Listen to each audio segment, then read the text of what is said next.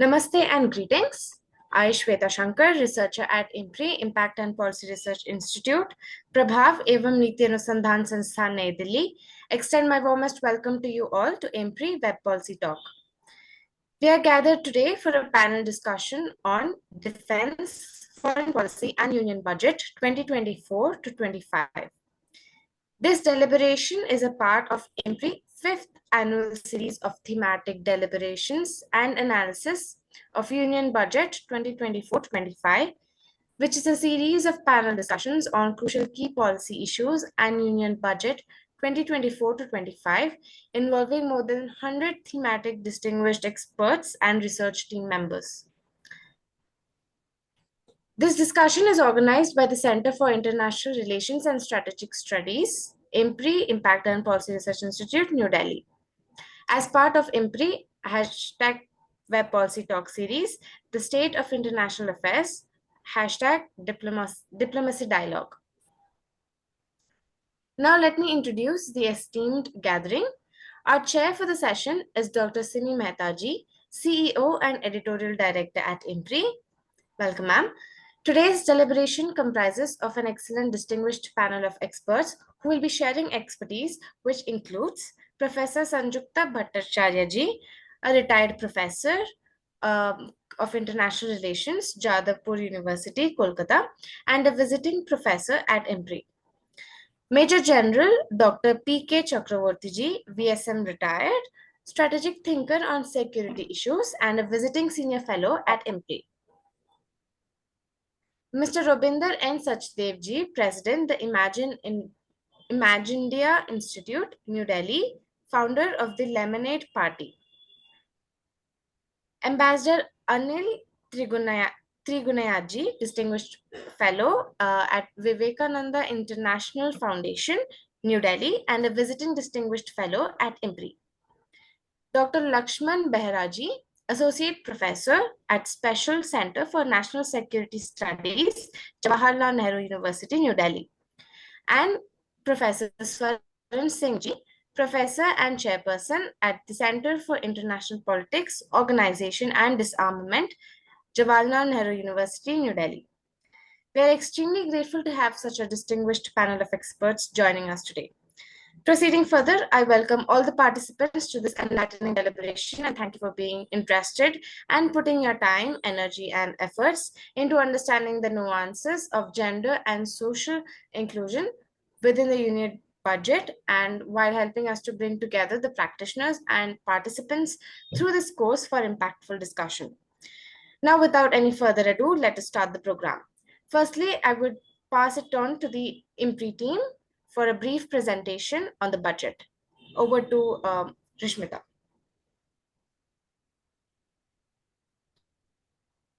Good evening, everyone. Good afternoon, everyone. So today we gather to discuss a matter of paramount importance, India's defense allocation along in the Union budget for the fiscal year 24-25.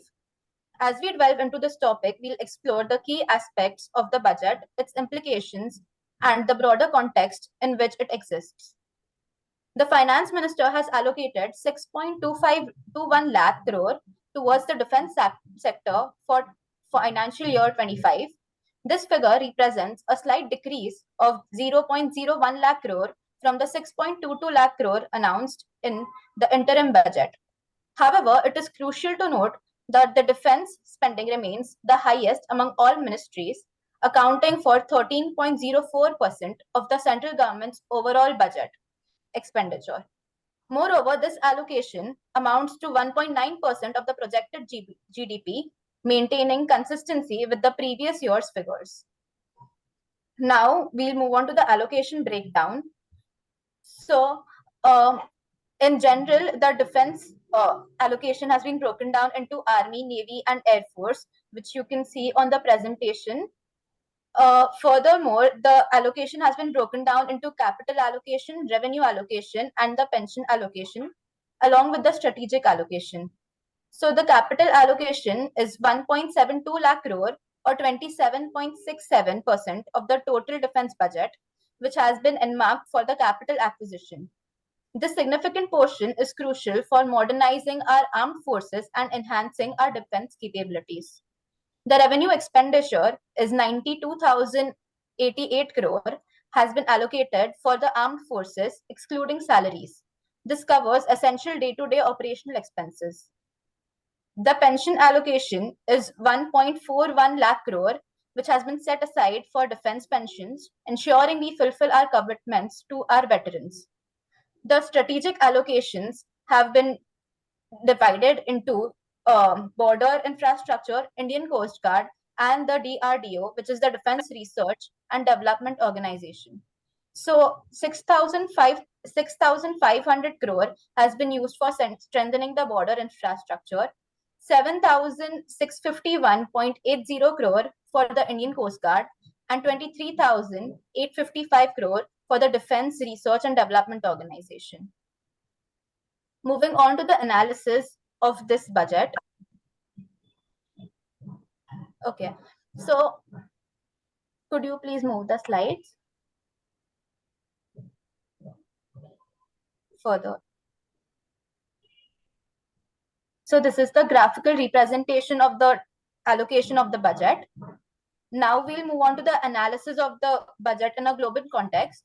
So as we analyze this budget, it is imperative to consider the rapidly changing geopolitical scenarios on the global stage. The ongoing conflicts between the Israel and Hamas, the Russia and Ukraine, and China's assertive actions in the South China Sea all underscore the need for preparedness. Of particular concern are the Chinese maneuvers at the line of actual control and in the Indian Ocean region, which pose significant challenges to India's territorial integrity. The budget has two objectives that is Atmanirbharta, which is self-reliance, and exports. Atmanirbharta, so for Atmanirbharta, 1.05 lakh crore has been allocated for domestic capital procurement, reinforcing our commitment to indigenous defense production. The DRDO's allocation of 23,855 crore with 13,208 crore focused on developing new technologies and fundamental research further underscores this commitment. The second objective, which is the defense export. India has achieved remarkable success in this area, with defense exports reaching a record of 21,883 crore in the financial year 23-24, marking a 32.5% growth over the previous fiscal year. This success contributes significantly to India's goal of becoming a 5 trillion economy by 2027. To conclude the defense budget allocation for 24-25, it represents a balanced approach to addressing immediate security needs while investing in long-term capabilities. The focus on self-reliance and export promotion is commendable, but the challenges remain in terms of modernization and keeping up with global military advancements. It's worth noting that while India's defense budget has a steady growth over the past 4 years, from 4.7 lakh crore in 2020 to 6.21 lakh crore right now, we still lag behind global powers like United States, China, and Russia in terms of absolute military spending. As we move forward, it will be crucial to A, continue investing in cutting-edge technologies, B, foster a robust domestic defense industrial base, and C, enhance diplomatic and strategic partnerships to complement our military capabilities. The path ahead requires not just financial commitment, but also strategic foresight and adaptability. India's defense preparedness will play a pivotal role in shaping the position of the global stage in the coming years. Now, we will look at the figures for the Ministry of External Affairs allocations. So, yeah, so the net expenditure which was budgeted was 18,050 crore, and the budget for this year sees an increase of 22,154.67 crores. We can further see the breakdown of the allocation of the Ministry of External Affairs. So it has been broken down into total establishment expenditure of the center, the total center sectors, schemes or projects, the other central sector expenditure, and other services, social services, economic services, and total services. Thank you. Thank you very much, Rishmita. I would now like to invite, it is my honor and privilege to invite Dr. Simi Mehta ji to start the program with the chair's opening remarks and proceed with the panel discussion. Over to you, ma'am. Thank you very much, Shweta and Rishmita, for this wonderful overview of the budget allocations. Good afternoon, everyone, and welcome to the 5th annual series of Thematic Deliberations and Analysis of the Union Budget 24-25 from the IMPRI Center for International Relations and Strategic Studies. So while we have had an overview of the budgetary allocations that was revealed this year on the 23rd of July by our Finance Minister, Ms. Nirmala Sitharaman, we need to understand how this plays into the defense and foreign policy. There has been a substantial some increase in the allocations in the Ministry of External Affairs and a slight in the defense budget, which is the highest in the overall allocations. We have with us experts who would delve into the details of it as to what are the implications of this year's budget on the foreign policy as well as on the defense policy, what are the concerns and whether the allocations are sufficient, what can be improved so that India is well on the track to the Atmanirbharta as well as to become on the path of the global powerhouse and a force to reckon with.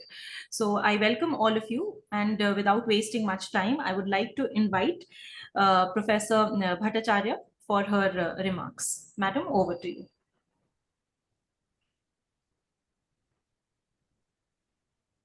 Professor Sanjukta Bhattacharya.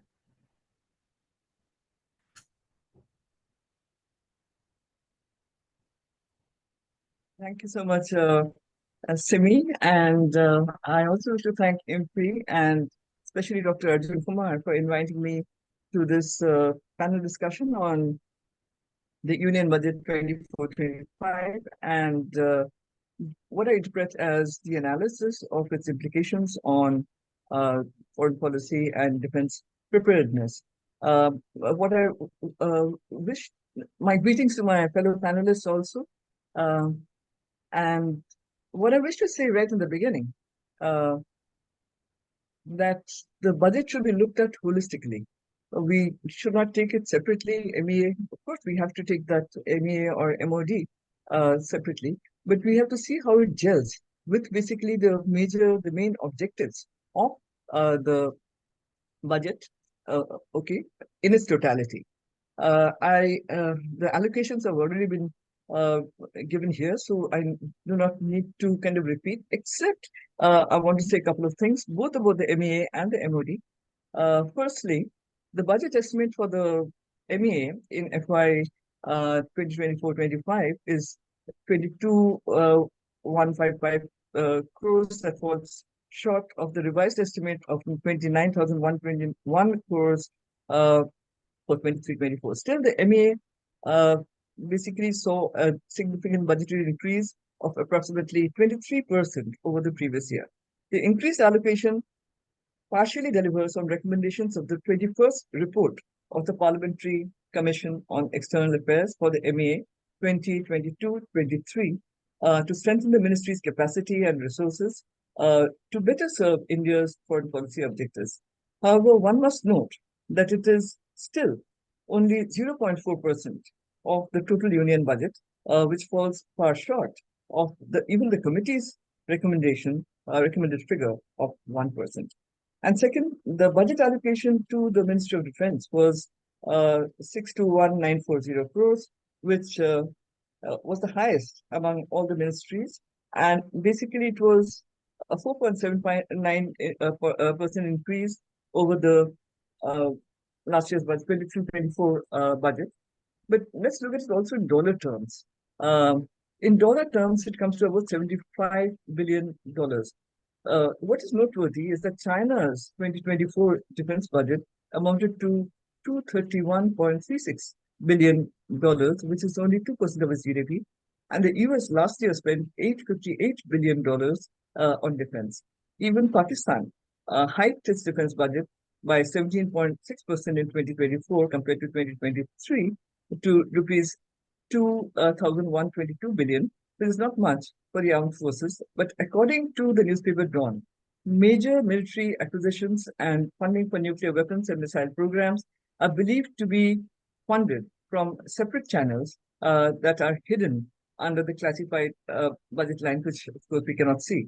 So the question is the adequacy of India allocating 1.9% of its GDP to, or 1.6% according to some, of its GDP to defense in an increasingly complex neighborhood where China is a major competitor for the favors of India's neighbors. And that is a moot point.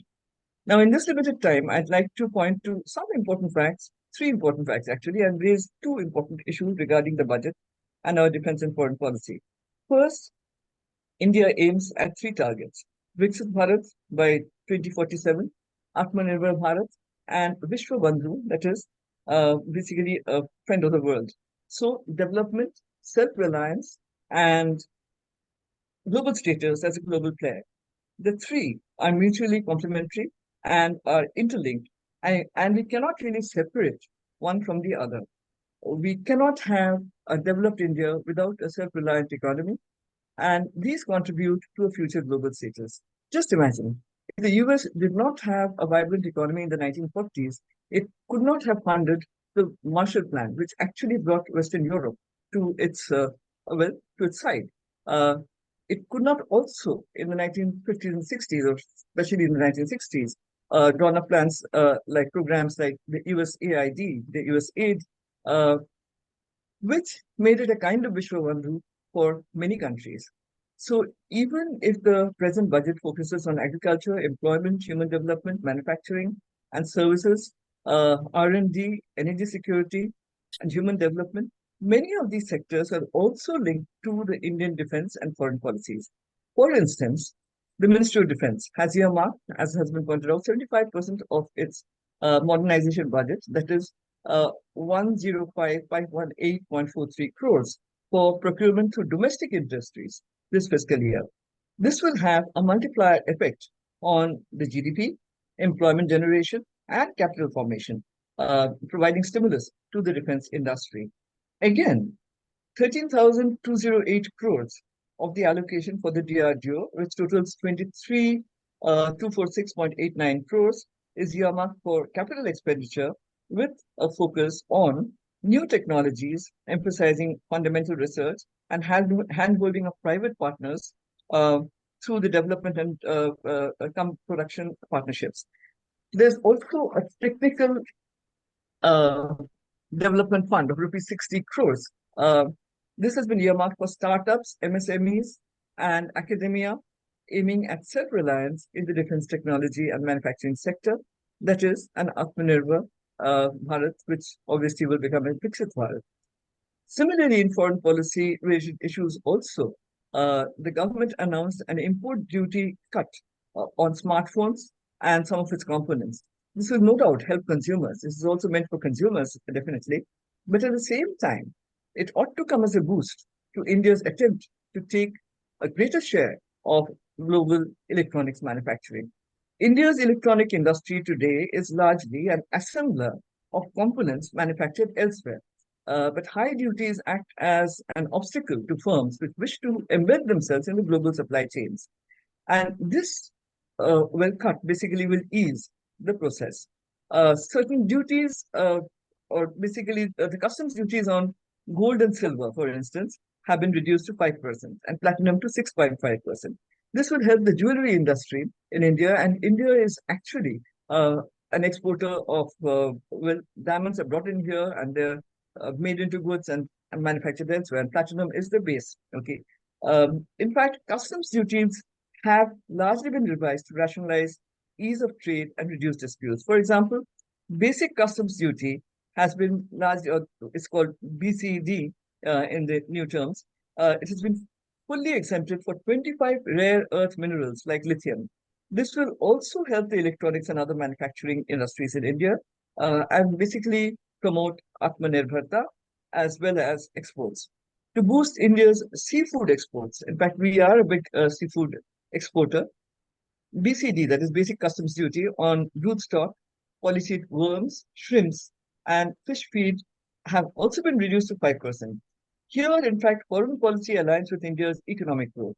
The point that I'm trying to make is that budget allocation to the MOD or the MEA should not be seen only in isolation, but we have to see it in the context of the total target of the annual budget for 24-25, which is, of course, employment generation, agricultural growth, which also includes the fishing industry, etc., and basically development, okay, Viksit Bharat.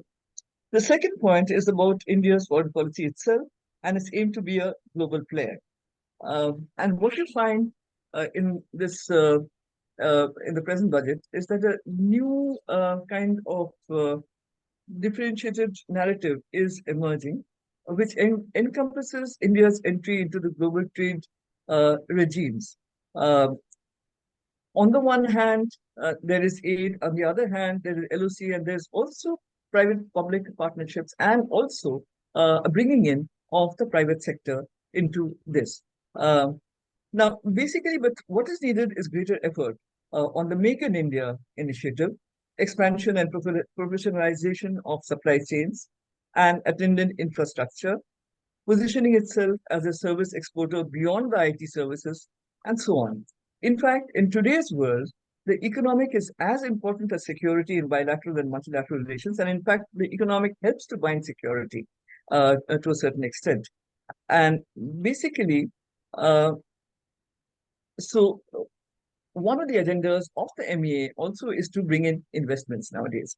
There used to be earlier an attaché, a junior attaché attached for economic affairs, but today, in fact, the ambassadors also play a very important role here. The other side of the coin is being a Vishwa Bandhu, giving aid, building infrastructure, and providing emergency relief to countries. The idea being to be a friend in need, and also basically to create a more stable region, not only basically for security, but also for trade, which is very important. And here, India is beginning with its own neighborhood, which needs to be strategically secured for its own safety and security. And this can be done through its neighborhood first policy, which was first mooted in 2008. But basically, it really goes back to the 1960s and things like the ITEC program, which was a kind of P2P, people-to-people contact program there. But we're not talking about that. The neighborhood first policy involves aid on the one hand, grant, that is, and lines of credit. The idea being that financial support will help to stabilize the neighborhood, make it more secure and stable, and basically support economic development. And this economic development will encourage trade and investment in the region as well as with India and boost overall economic growth. One example being the projected Chabahar port in Iran, another being the Agartala Akhara railway project between India and Bangladesh. And it also helped to basically enhance strategic influence and strengthen soft power. The neighborhood first policy is well reflected in the present budget, with grants being set aside for neighboring countries. Bhutan, of course, is the most important because it is a buffer state with China. And here, in fact, it's tangible. It's always got a large amount. And this year, in this year's budget, the highest allocation went to Bhutan, that is 2068.56 crores, which is slightly less than last year's 2400 crores. But I'll explain this later. Nepal, another buffer state, was allocated 700 crores, up from 500 crores last year. Sri Lanka, strategically important, received 245 crores, which is 150 crores more than the previous financial year. The African countries collectively received 200 crores, which perhaps needs a little bit of rethinking because African countries showed great interest in India as a major player in the global south in last year's G20 summit. And also, if India wishes to remain significant in the African growth story, with China, Russia, the EU, the US, and even middle powers are interested in playing a role in African development. India has to basically boost up its well uh, aid and grants. However, allocation in assistance to Bangladesh, which is also a key neighbor, decreased by 40% to rupees 120 crores. One reason for this is that several of the earlier projects, the Indian projects in Bangladesh, including the Agartala railway line, have been completed. Moreover, Bangladesh has become the largest recipient, and this is the other thing that I was talking about, of India's lines of credit with India, well, basically to date, the LOCs to Bangladesh amounts to about 7.4 billion for sectors like railways, roads, shipping ports, defense. The shift in funding strategy from outright grants to low interest loans can be seen also not only in Bangladesh but also in Bhutan, where in fact LOCs have been given for hydroelectric projects. This marks a growing diplomatic alignment between the government and the private sector, whether to build transportation energy infrastructure or to take India's digital public infrastructure abroad. This is reflected in India's regional connectivity strategy, for instance, in the BBIN, to develop energy grid and market with Bhutan, Bangladesh, and Nepal. Perhaps because of this emerging strategy favoring preferential loans to outright grants and the involvement of the private sector, this year's budget saw an 8% reduction in the funds allocated under technical and economic cooperation with other countries. The third point is that the budget allocated to the MOD in financial year 24-25 is just rupees 400 crore more than that which was allocated in the interim budget, uh, that is in February. The capital allocated for the DRDO has been increased by 8% and border roads by 7.5%. In fact, the border roads organization got 6,500 crores, which is 30% higher than the 23-24 financial year and 60% higher than the 21-22 financial year. The allocation for sustenance. Professor Bhattacharya, Yes. if you could conclude your opening remarks. Yeah, Sure. yeah, I just have a little bit more, just a little bit more. One or two other points. What I want to say is that basically this is very important.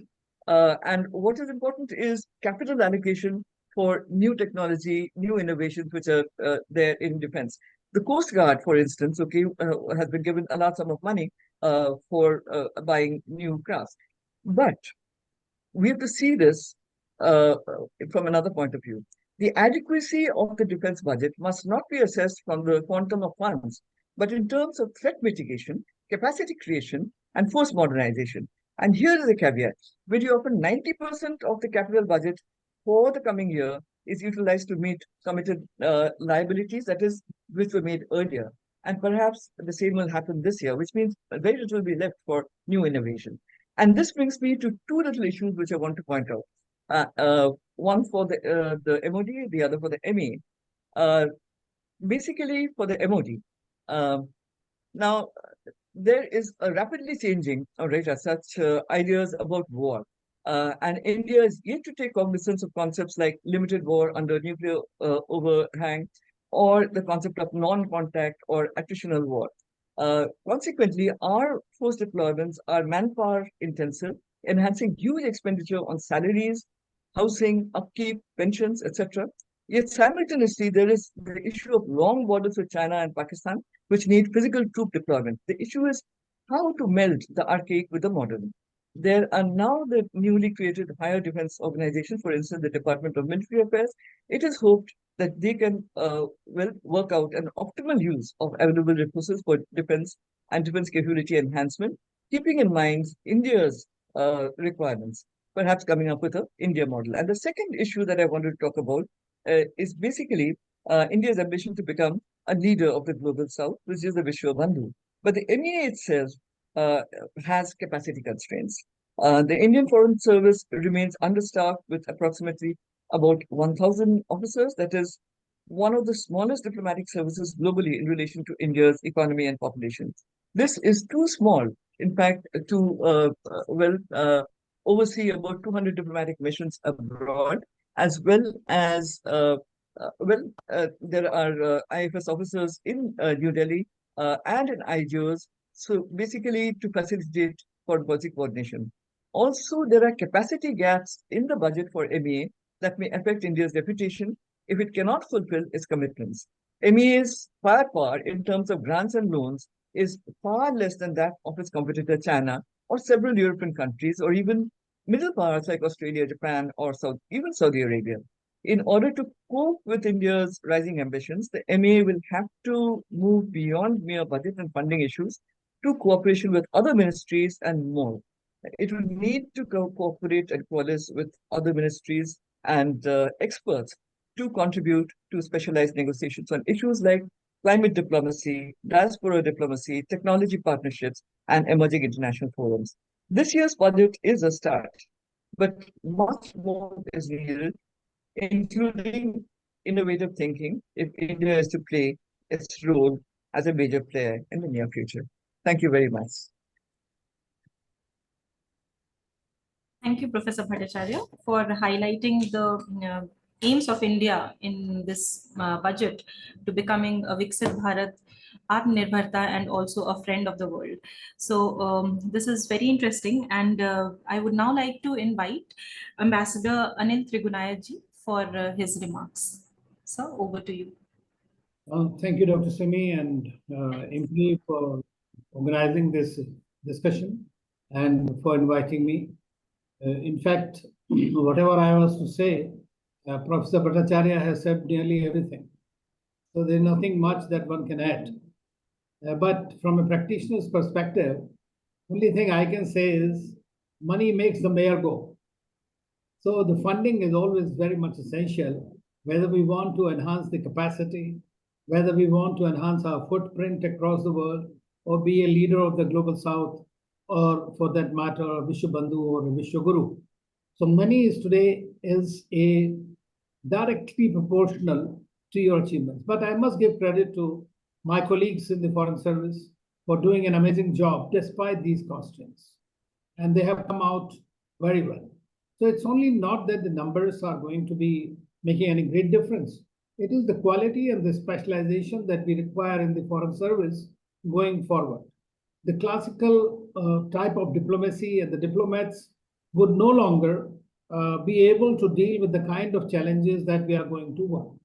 One of the suggestions that I gave to the ministry was that for some reason, we have been attracting a very large number of IITians and engineering and science graduates. Since techno-diplomacy is going to be one of the major areas going forward, I think that we will need to create a corpus of these people who are aware about science, technology, and everything to be the techno-diplomats in the countries where either we are trying to procure technologies or the countries where we are going to export our technologies or have technological collaborations. So this is something that is very important. And I'm happy to see that more budget and allocation has been done for think tanks, for the training and for capacity building within the Foreign Service. Now, in about 5 years' time, we have seen for the first time a 23% increase, which is a good thing. Of course, as was mentioned by Professor Bhattacharya, that there has been, of course, neighboring countries get the cake, and so they get almost everything. There is definitely a mindset change today that instead of grants, we should try to give more lines of credit. But let me tell you something. In Africa, where we give large number of lines of credits, the appetite for lines of credit is really reducing significantly because that adds to their debt. And then that is something that we'll have to find a way out. One of the good things that we have done, I think I saw somewhere in the budget discussions, that India has probably now working on providing not in US dollar terms, all these LOC or the grants or everything. It is being considered that we should try to designate them in the Indian rupees, because these are generally bilateral grants. So it is very important that we work on that. Then it was also mentioned that diplomacy today is not only conducted by diplomats alone. It is different kind of diplomacy. For example, we talked about climate diplomacy.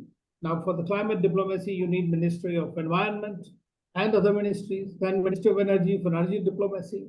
Then you require, now today we are trying to become a hub for education. So you would require to have greater collaborations in that sector as well. So that will be something that will be very important.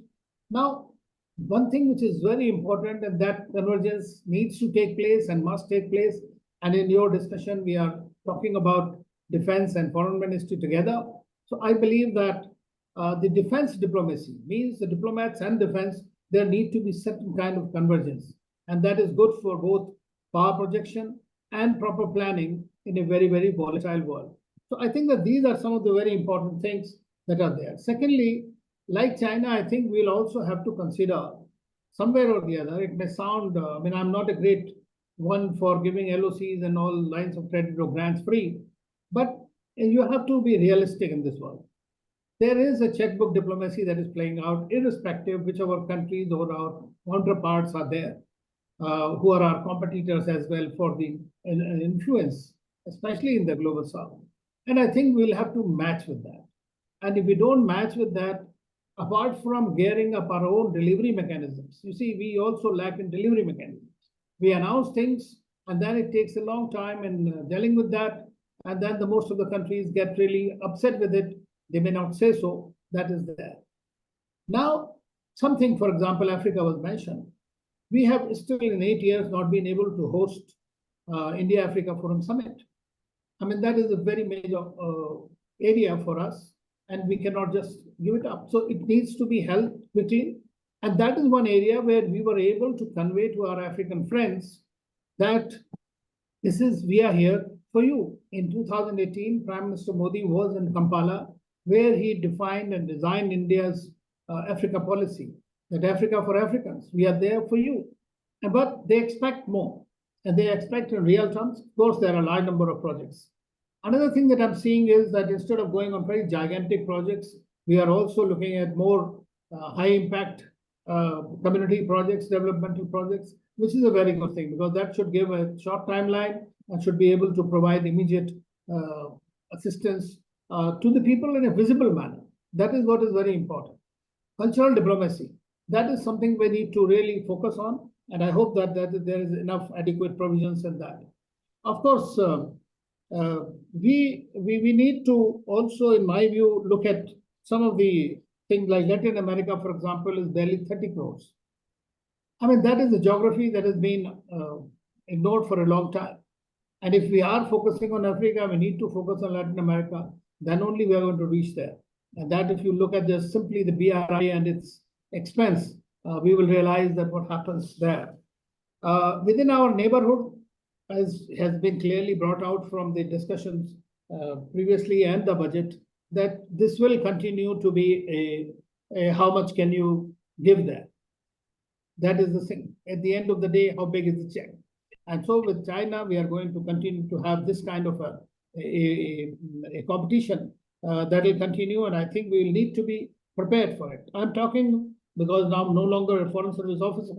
So I'm just trying to talk publicly about the things that we need to really be careful. We talk ourselves to be as HADR, diaspora diplomacy is very important. But to take along, that is also becoming increasingly more difficult as the world becomes more volatile. Our investment in our diaspora needs to increase significantly. And I'm sure Mr. Ravinder Sachdev will speak about it as well.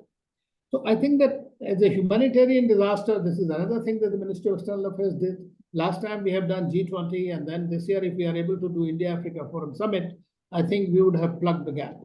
The Quad and all that are very much fine for strategic reasons, but for doing something that is very much required. Of course, MEA has its own capacity constraints. It has not been able to recruit. I remember from 2017 when we used to go to Parliament and everywhere else, everyone was in favor of a larger foreign service. Today, we have embassies where we have 1 or 2 diplomats, ambassador +1, and the rest are there. There is a possibility, not only within India, to get people from different ministries, which we are doing on deputation, but abroad, I have always committed, this is a small investment, but a much better, bigger return. That is to recruit well-qualified local staff in the missions, whether it is commercial section, cultural section, their outreach, their language capabilities, their access into the local system are always very, very useful. So I think that those are some of the things that needs to be done. And I think my 8 minutes are over, so I just stop. And I must say I'm happy to see that there has been at least a 23% increase in the budget. Thank you. Thank you so much, Ambassador. Since you have to leave in a bit, I have two questions so that you could, if it is possible, you could respond to that. Talking about the African Union, India actually was, it led the introduction of the African Union into the G20 last year during its presidency, and in the budget it has allocated 200 crores for this for Africa as a continent. And how does this play out given the excessive investment and presence of China in the continent? And also about having we had a meeting with one of the ambassadors to India from Uruguay, and he was quite interested that the government should have an embassy or a consulate at least in the capital, because they are all operating through the Buenos Aires. So there are many other countries where we do not have, and yet they are very interested, and given the diasporic presence of Indians in those countries, do you think that we have the wherewithal to introduce such things? Thank you. Well, I think that the government has must give credit to the government for expanding its footprints by way of opening new missions. In Africa, we have opened 18 missions in different countries. I remember when I was posted in Africa, we used to cover 5 or 10 countries at one time. And sometimes in your 3 years, you are not able to visit one. But today, that thing has changed. But my grip with that is that it is important that whenever we, in Africa especially, in the countries that we consider difficult stations, we must post good level, high level diplomats. And internally, we must find some way whereby you should tell them that, okay, after doing this posting, you go there, like we used to do in Afghanistan and all that. So difficult stations. So if you consider that, like all of the foreign services do. Secondly, as I said, that it is important that we must open more missions. But the missions, unless they are open in a proper manner, that is something that you don't have adequate staff to fund that. And that is the problem that we are facing at the headquarters. In fact, if I were to say that our headquarters is rather weak compared to many other countries. So the specialization is sometimes missing. The officers are so overburdened with different kinds of things and outreach and whatnot that it becomes difficult to really do the kind of thing. Though tremendous credit to them, I must see, and I've been through it, and I know what it takes. But Africa, you mentioned, so I'm sure that wherever we have adequate interests, economic interests, it is possible. But one more thing I want to tell you is another important and cheaper option and very effective option, and I can tell you from my own experience, is to have honorary consuls. Those who are good businessmen, well connected politically, open the embassies. I mean, these people, they have their own house. You have no establishment expenditure at all. So we must start with the honorary consuls, and some of them are absolutely fabulous. They can get you with meetings with the leaders of the countries in 5 minutes, whereas through foreign ministry, you cannot get in 3 months. So I think that is a good option there. Africa, of course, we will have to, I think, work on something with them. They want us because like our real neighbors who are just South Asian neighbors or the West Asian neighbors or others, most of the countries want to see some kind of a balancing act between China and India, not one way or the other. Very few countries you will find who are looking at just going one way. Most of them want India to be up and about and be present there, and be present significantly, not just by opening a small embassy and just keep sitting there. That's no. It is important that we are engaged in the projects.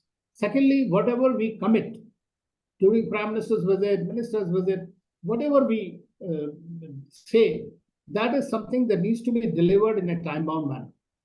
Of course, it's not only our fault, it is the fault of the host governments also, because very often they are not able to provide adequate support or information or manpower to do the complete projects. I have seen with Pan-Africa e-network project what kind of challenges we faced. So this is also very important. But at the same time, when they come, secondly, we must have a constant review mechanism, both with the ambassadors of those countries here, our ambassadors there, and today, fortunately, like we are doing the Zoom, you can always have a Zoom meeting and get an assessment of where are the problems. and openly we need to do. For Africa, at the VIF, we have just done a report which we have submitted to the government with about 83 recommendations. Now, if they were to look at something like that, they will feel that this is something which can be useful. So whatever is useful, take it along and go forward. But this is a real hard, real world. Goodwill is there, but goodwill has its own limits. You need to capitalize on the goodwill while it lasts. Absolutely, sir. Thank you so much. Now I would like to invite Mr. Robinder Sachdev for his presentation. Mr. Hi. Sachdev? Yeah, Yes. sure. Thank you very much. A pleasure to be with you and an honor. Thank you, Dr. Simi and Dr. Arjun and eminent panelists. It's such a brilliant collection of minds that we learn. And this is a subject, I think, which is of interest to everyone, all of us here. So we kind of dive in. What I've done, I've just made a simple presentation with some points overall, right? I'm assuming, and of course, as has been brought out, also the numbers are well known. I mean, I think everyone out here and even those in the audience have gone through the numbers, have a rough idea. So I've kind of tried to take a slightly different tack on that. So please, next ahead. Thank you, Simi.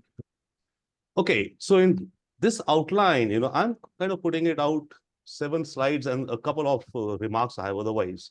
Good news, bad news. Why no wars in the near future? Budgetary lessons from the wars of today. Comments on defense budget and on the MEA budget. Next, please. The good news in a way, if we were to see, I remember reading, several years ago, sometime a column by someone here in India, I think one of the good minds. And his point was that, why is India not investing heavily into its defense? And the logic therein was that we do not anticipate wars.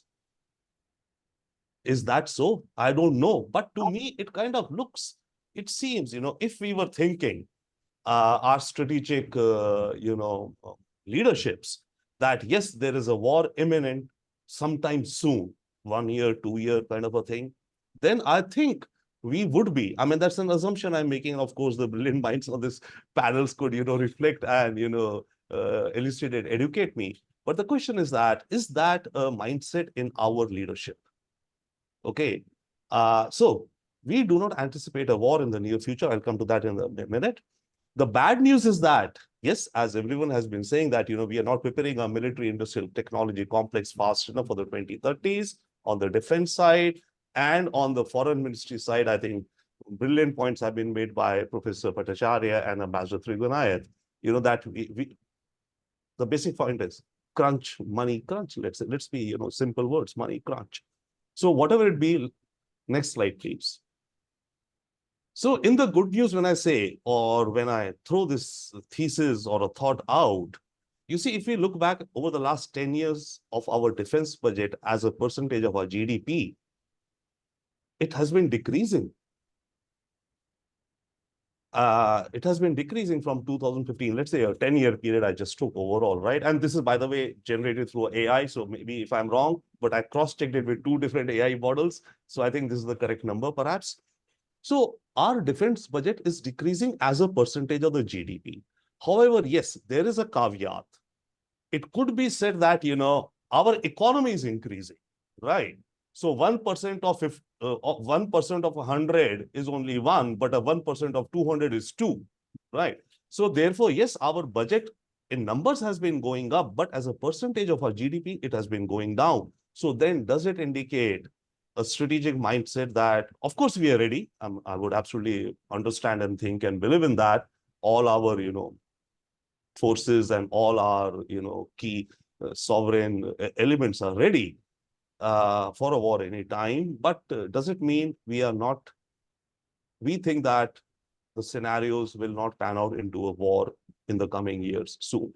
And secondly, of course, as I think has been said here also, a lot of army folks are saying is that the budget should be about 2.2% of the GDP. Generally, I mean, as of now, it should be, but whereas it's about 1.8 and 1.9%. So both of these things combined can lead one to think this big question: are we not expecting, anticipating, aiming for a war, and no war is imminent? So that's good news in a way also. Next, please. Now, secondly, I drew some lessons from the wars of today which are going on, let's say Ukraine and Israel. Regarding Israel, it was pretty interesting to see. Israel has an annual defense budget of about $23-24 billion, and America gives it every year. This decade, every decade it's keeping on. It gives it about 3.8 or so billion dollars. So Israel has an annual defense budget of about 27 odd billion dollars, right? And Israel is definitely a smart military power and advanced economy. Within days of the Gaza war, Israel approached the USA for a $15 billion aid package. Well, what does that mean? I mean, of course, many plannings have been done. Everything has been done. They have inventories for, a month or whatever the weapons and all.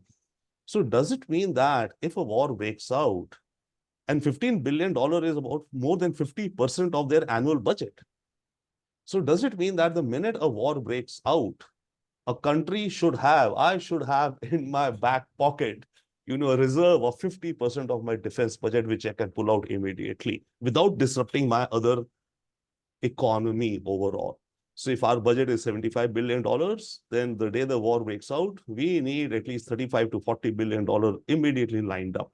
That's from the Israel example, if I were to, take away. The Russia-Ukraine war.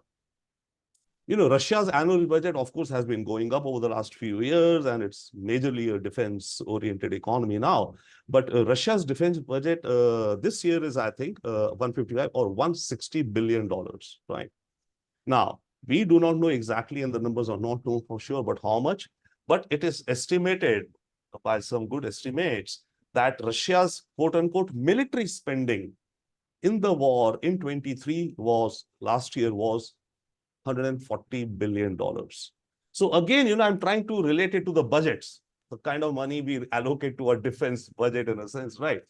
So if Russia's defense budget annual is $160 billion, and within a year, and in 1 year of the war, it has spent $140 billion, approximately the same amount. So does it mean that when you go into a war, okay, a big war, then about the equivalent of your defense annual budget, which was routinely, you will be spending in that war?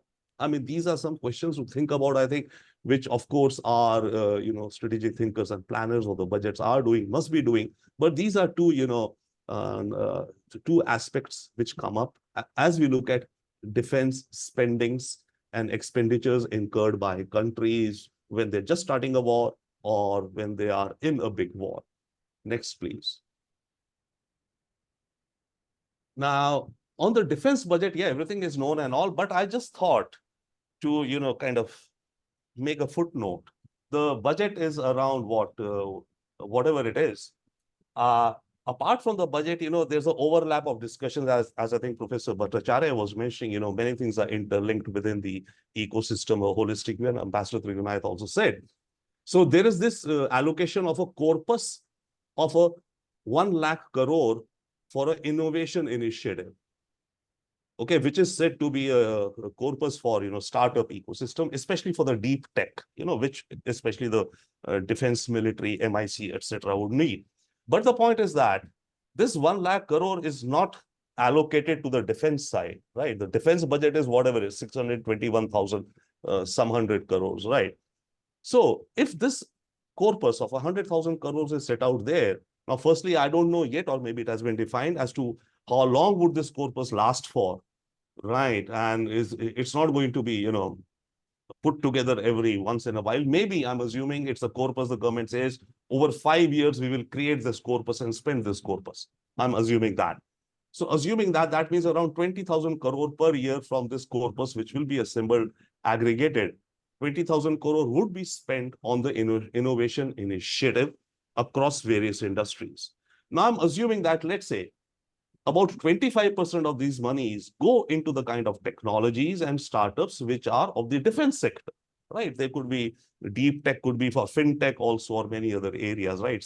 You can even say cyber security, that also is security in some senses, right? But I'm assuming the traditional sense or the modern sense of defense. So about 25% of this 20,000 crores could go into the deep tech development. So that means around 5,000 crores. So perhaps there is a bonus or an additional 5,000 crores if we look holistically into the defense budget in addition to 621,000 crores. Thank you. Next, please. And of course, on the defense budget, yeah, we do see that, the long-term planning, the picture of, especially the second one, the joint integration, where the capital budget has been consolidated under single head of defense services rather than separate allocations for air, army, air force. In fact, there should be a space force also, by the way, or is it the works, whatever it be. So under a joint defense services account, so that obviously, builds up synergies across within the machinery, I would say. Next, please. On the MEA budget, yes, we've been discussing, one thing struck out, and I think Ambassador Trigunayat mentioned about the Global South and Africa, and also Professor Bhattacharya. You see, if I look at the assistance numbers which are there, Bhutan, Nepal, etc., Africa, my question is, where is the Global South? Okay, on the one hand, we could say that many of these countries are Global South, right? Or many or most of them, right? But, and of course, in Africa, which again is a very teeny-meeny amount, what is 200 crores, but still, okay, is there. To my mind, Global South could also, I think it was mentioned, Latin America, maybe a country. And especially, why not a country or one of the islands of the Pacific region or the Pacific Islands, 10, 15, 20, which are there, who collectively, in fact, when India hosted a meeting there, or India, US were hosting, and I think Biden could not make it, right? And those 14 countries together formally asked India to take leadership of the Global South and of their countries. So maybe, and it has other geopolitical, aspects also. This whole South China Sea is area of contest. We need to build up. We are building up. We are doing a lot in these islands, definitely. But it would have been interesting, I think, if one of the, islands were also included in these monies which are mentioned, and let's say a country in Latin America. Next, please. Sure, and this has been covered, the Chabar port, yeah, sure, but, in today, 100 crore, fair enough and good, it needs much more money than that, I would say, but fair enough, it's there, it's building up, etc. The other thing which I found good and interesting was the Global Trade Promotion Body for MSME industries that would be set up, people-to-people linkages, trade promotion, all of that, it requires a chamber, a network, or an association of sorts, like your CIIs, ASSOCHAMs of the PhD chambers are doing. For the MSc industry right now, there is none such, sophisticated chamber. So if there is some money put in properly, that would definitely help assist our economic linkages, as well as our, other linkages with the countries where this MSME chamber focuses. I would suggest maybe why not Global South? Let's make it robust. There's a lot of technology transfer we can do, diffusion of innovations between India and the countries of the Global South, which partly is happening through the iTech programs, but a lot more has to be done, and a lot more on, business and business and business models need to be done. Next, please.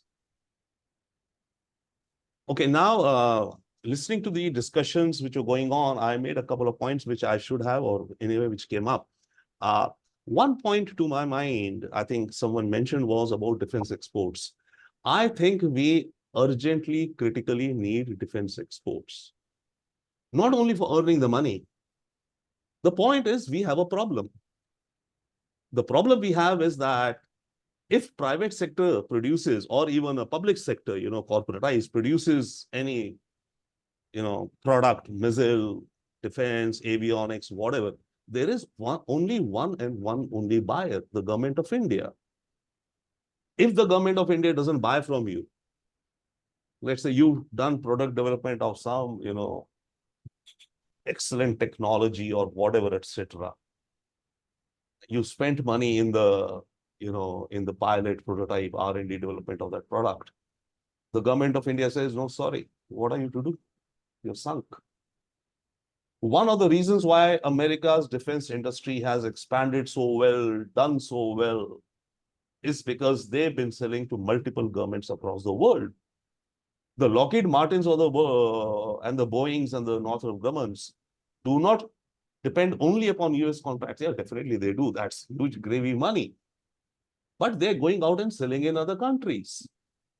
Some of their platforms may succeed in, may not succeed. Some may sell in US, some may not sell in US, etc. So they got a more than one buyer. So the biggest one, I think this is a structural problem in the defense industry worldwide overall, but let's say much more so in India.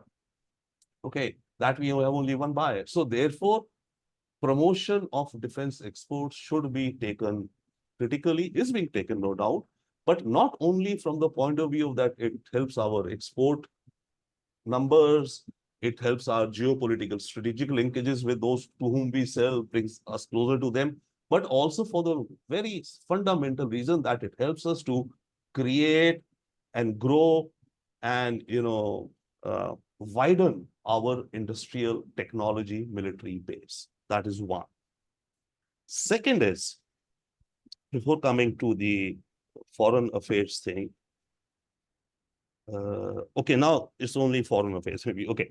Now, definitely, yes, there was this talk about MEA to be inviting, FDI and partnerships and all. Definitely, yes, it's the age of economic diplomacy. And I think all of us have said and has been repeated that there's a shortage of resources within the MEA with whatever our aspirations, our needs are. But the MEA has to be playing increasingly a role, I would say, a parallel to the METI of Japan, the Ministry of Economy, Trade and Industry of Japan. They play a very savvy role. They go out in world markets, countries, they make all strategic research, they find out the right players, they do the right due diligence, who are the good businessmen in this country, what are their political equations and all. They do all that groundwork, heavy research. And then they come back to their headquarters, and then they call some of their top Japanese companies. They figure out which company's culture will fit best with which company's culture. And then tell them, guys, you know what, now we've made this all preparations, you go and talk, etc. Our MEA has to play that kind of a role. I mean, that's an ideal scenario, I'm saying, but that is what is needed. And of course, in this, as has been said, all elements, whatever we may call of diplomacy, economic diplomacy, technology sourcing, we should have roving ambassadors going out, seeking out technology, minerals. I think Professor Bhattacharya mentioned rare earth and all, scouring, scooping out deals and getting deals back to India. Education diplomacy, whatever it may be. And of course, diaspora diplomacy and all, to which, all of us, I think many of us on this panel are very much involved. Diaspora and public diplomacy, a lot more has to be done, should be done. But of course, it also needs money. So we don't see that in the budgets, but I think everybody realizes cultural diplomacy is hugely important. So we are seeing it happening, but it needs a quantum shift, I think, for us to, navigate this world. The world of today is actually, it's said that it's a new world order new world order now we are living in. I beg to say it's not a new world order. Order means things are defined. It's a new world matrix, which is under construction. This matrix, it's a matrix now, under construction. Quickly, last one point and I'm done. MEA staffing and gone. This point of honorary consults by Ambassador Trigonath was awesome, fantastic. That because you see, there are people all across the world in many countries, good businessmen, effective, influential businessmen who want to, get also a diplomatic status. It helps them, getting a diplomatic car kind of a thing, that CD plate, all of that plays into that. But they can be very, very useful agencies or agents for quote unquote agents in a positive sense or whichever sense for India's expansion. And lastly, regarding African Union, Simi, your question that 200 crores in budget, how can we do? I think, here what we could do, see, we don't have the money. Simple. But we have something else, a bunch of other things. What we could do is we should combine with Japan. Japan has deep pockets and they have structured system. There's JBIC, JICA, etc. JETRO, they're very organized. Okay. India should partner up with Japan. The groundwork India could do in the African countries, figure out, plan out, just as I was saying, the METI projects, plan out a metro, a rail project, a power project, where can it be, set up properly, do all of that, because the Japanese are very, they cannot handle much uncertainty. Okay, we can. So we can go into these countries, figure out, package the deals, work out the kinks and kooks, etc. And the partnership should be that India will do the due diligence or bring up the right partners potentially. India can also supply the labor, the workforce, the skill. And Japan, you bring in the money. And between the two of us, it is in our geopolitical interests also. Thank you. Thank you very much, Ambassador, Mr. Rabinder Sachdev. You have really highlighted one thing that really took me was the Space Force. Why not India join that elite group of with the United States? And do we really have that capacity to have it in the next few years, I would say? And also about the cultural ambassadors and how we are, also about instituting fellowships and to various countries in the world, how we are actually having our demographic dividend go out and also play around with the culture, with the diaspora, and also bring a good name to the country. That is also very important. And thank you very much for highlighting all these very, very important aspects. I would now and also you also mentioned that the limited defense budget is because we are not anticipating any war. So this is a very good point to actually segue into Major General K Chakravorty, who I would like to take, whom I would like that he takes up this aspect as well, and also about Agniveer. How does the absorption of the Agniveers reflect into the budget? In your remarks, if you could incorporate these two aspects as well. Thank you so much. Thank you, Mr. Sachdev. Thank you.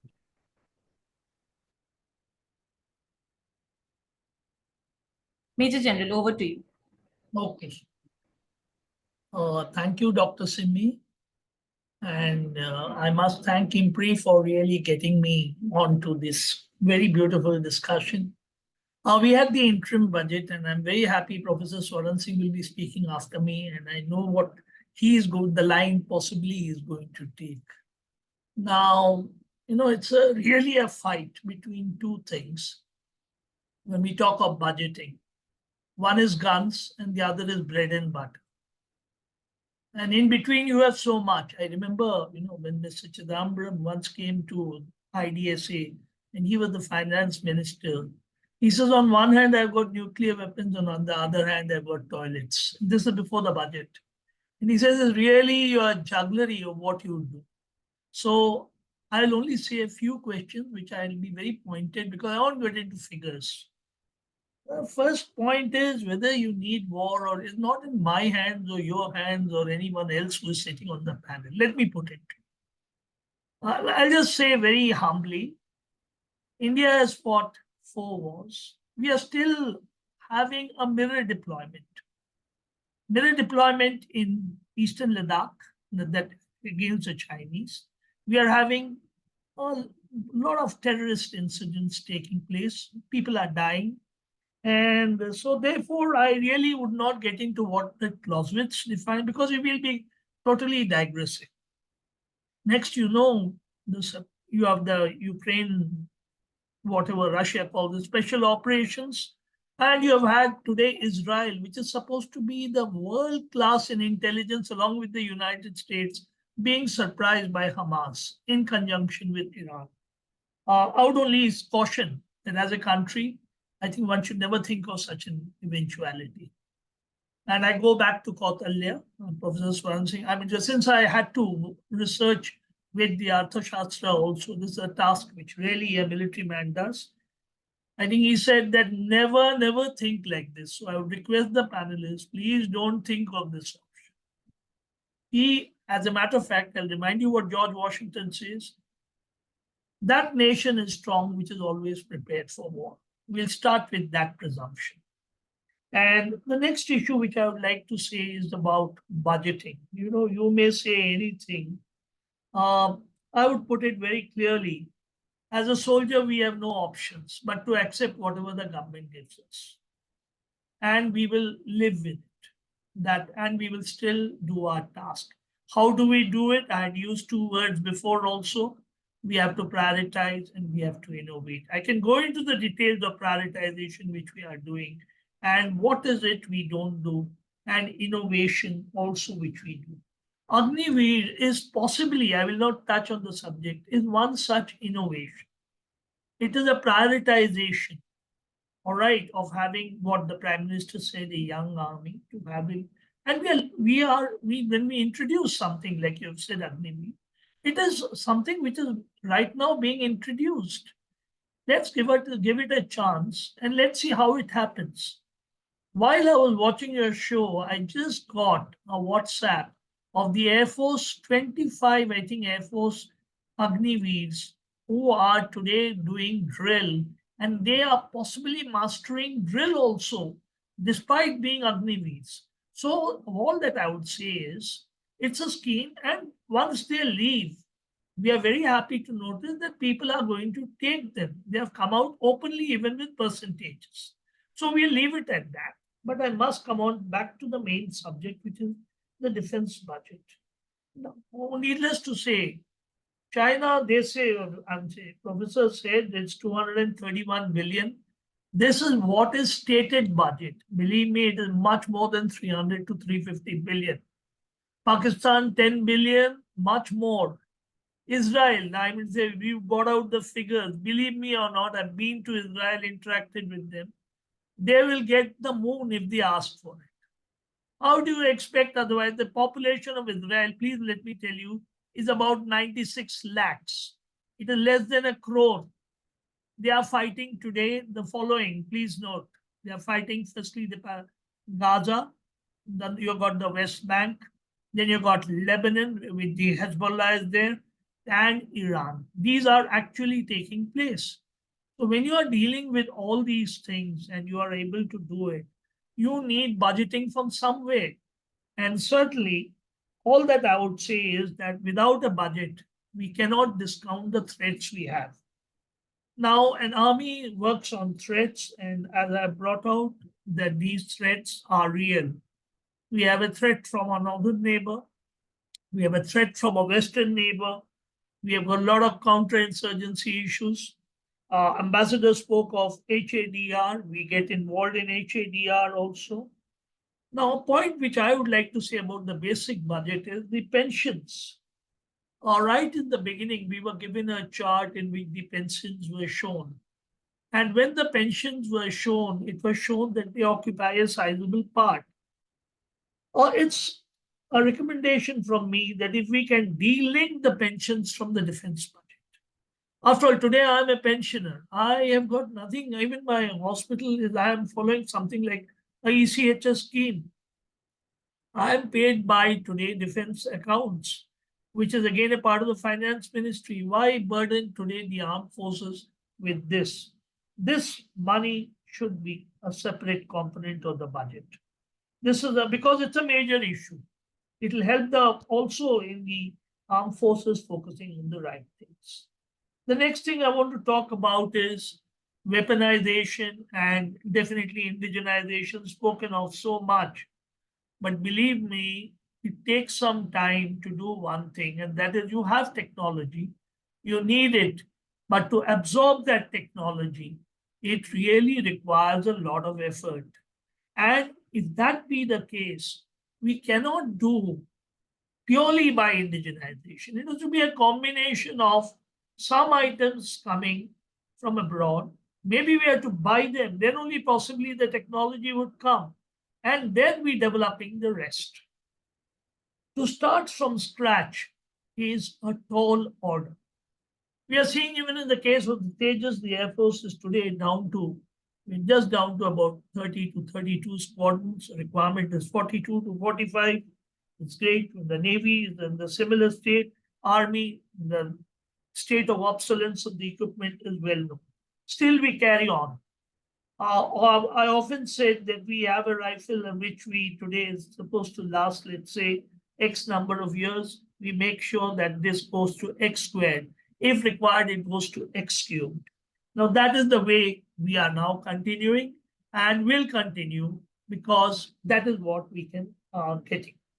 Now the point at issue is who can help us? People spoke of the DRDO.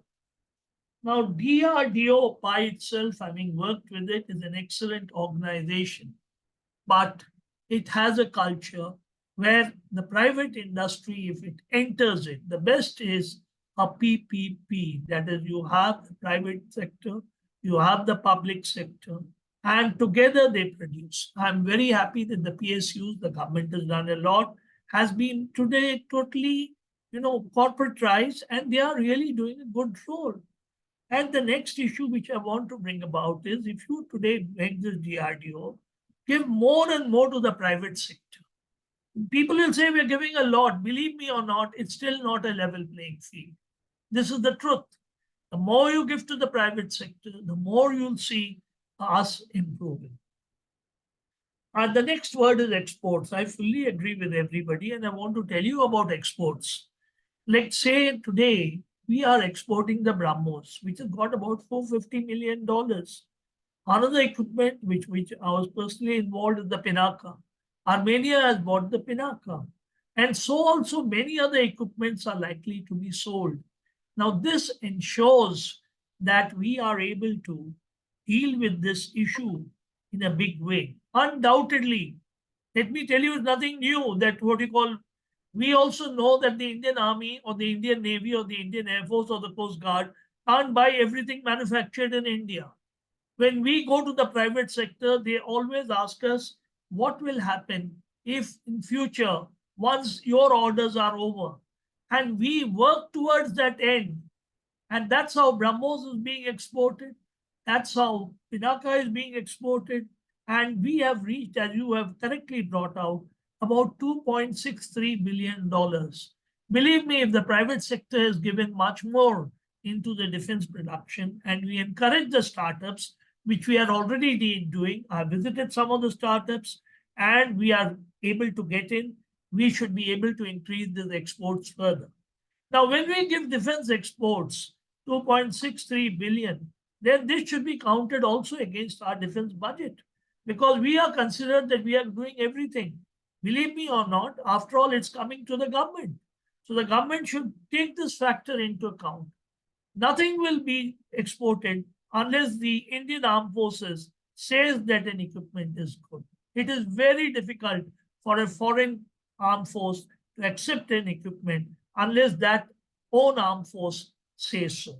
We are not the United States where Lockheed Martin can go exclusively and sell to some country. It's not practicable. So therefore, this should be taken into account. The next thing which I would like to take into account is the force deployment. The professor madam brought out that we should think of having less manpower on the borders. Believe me, we are having very little manpower on the borders. It's something which I can just possibly simplistically state. Today, if you look, we removed manpower which was involved in counter-terrorist operations in Jammu and Kashmir and put them on the Chinese border. I'm just saying this as a reaction to Galwan. Now, in the same areas where they were removed, you're having the Jammu region today up with terrorist activity. So manpower cannot be substituted. Believe me, I've commanded a brigade of drones. I understand what artificial intelligence is, but the human being is needed to counter activities when they happen on ground. Well, today we are having a multi-domain warfare. Well, let's see it. Has Russia reduced its manpower? Has United States reduced its manpower?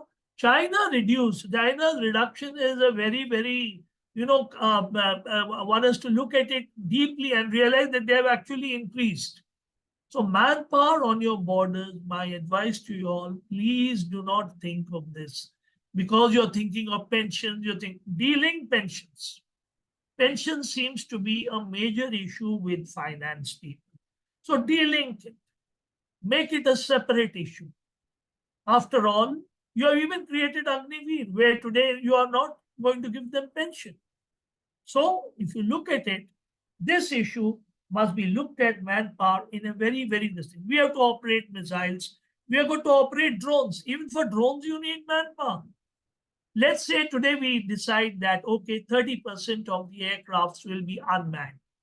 Even if 30% of the aircraft get unmanned, still we are having just 30 squadrons. Imagine when we go to 42 to 45 squadrons. Are you going to today have those squadrons totally without pilots? So next, ratio of pilot to an aircraft. If you take our ratio, which represents approximately 1 to a little more than 1. If you take the United States, they have about 2 pilots per aircraft because they cater for that. And how much can a pilot fly at one time? I mean, so the papers are out that civilian pilots should not fly. How much can you put a pilot during war on duty? So when we look at manpower, please let's not come out with purely academic solutions. As a practitioner and as a person who has also done his academics reasonably well, I can say that today one needs to be pragmatic when one deals with manpower. The last point which I would like to say is that it was brought out that during war, you definitely need much more. It is to avoid contingencies like what Israel is doing or what today Ukraine is undergoing that we ask for defense budgets which allow us to have adequate reserves so that when we fight a war, we do not have to land in a situation. One can see India has fought a war in 48, India has fought a war in 62, 65, 71, and so many conflicts. Definitely in 62, we were in such a case. But if you take all of the wars, we had catered for the threat, and because we had catered, we were able to do it. So I would like to just end at this point that undoubtedly we have to do a lot. And we have to depend on a lot of, let us say, I'll say, good intentions from the government as to what we are doing and from the civilian public. Believe me, the armed forces stand as the last resort for any calamity, whether it's operational, whether it's natural. So therefore, if they are not there, I leave it to you how you will be able to deal. Thank you very much. Thank you very much, Major General, for highlighting these crucial aspects. And I would like to invite Professor Swaran Singh for his remarks, and would also like to, apart from his prepared remarks, if so, because India is a signatory to the United Nations and a firm advocate of world peace. Since you have been my teacher in JNU and you have taught me peace and conflict resolution, so I would like you to throw some light on the budget and peace and conflict resolution. What are the prospects? Are we really ready for peace by allocating 6.22 lakh crore in the defense sector? Over to you, sir. Thank you. Thank you. Thank you, Simi. It's a delight. I've been listening to all the speakers so far. Excellent remarks, one after another. And I'm happy you put a certain preface to where India wants to be. A budget in that sense is largely an expression of intent. Budget showcases the vision where leadership of the country wants to take that country. I think in that sense, budget has to be viewed way beyond the figures that it gives. It also sends far more other interesting underlying messages. One simple message that we should keep in mind is that budget outlays always have budget estimates in the end. So invariably, it should be our caution to compare this year's budget outlays with last year's budget outlays and not with last year's budget estimates. In most of the heads, budget estimates increase. Some of them increase substantially. Very rarely, I think very rarely, some heads, the budget estimates will be lower than budget outlays. So that's point number one. Budget that is now being given to us. In most sectors, this will increase before the year comes to, before the financial year comes to an end. Second, it's a cohesive collective budget. It's the union budget of Government of India. And even when you have separate heads, separate ministries, separate allocations made, their work is always complementary, sometimes overlaps. So for instance, when we are talking about nearly 22,000 crores budget of Ministry of External Affairs, that's only for the Ministry of External Affairs. But it's not only Ministry of External Affairs that runs foreign policy. Prime Minister's office runs foreign policy. National Security Advisor runs foreign policy. Your Commerce Ministry runs foreign policy. Your Sports Ministry runs foreign policy. Your think tanks run foreign policy. Your universities run foreign policy. Your city administrations run foreign policy too. So, job of Ministry of External Affairs is to create a broad bandwidth within which the vision of India's foreign policy has to be explained and explicated for other stakeholders.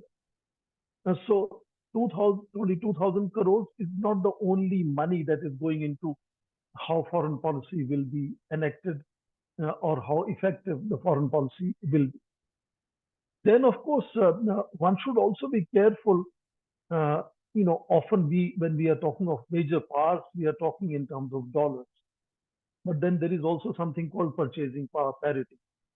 What rupee can buy in India is going to be very different if you simply look at it in terms of dollars. Now, of course, to some extent, foreign procurements will be in dollars, but that is also a nuance as to rupees can buy much more. And in each nation, the level of agility, the level of training, the level of commitment of the personnel, including in armed forces and in Ministry of External Affairs, is also going to be at variance.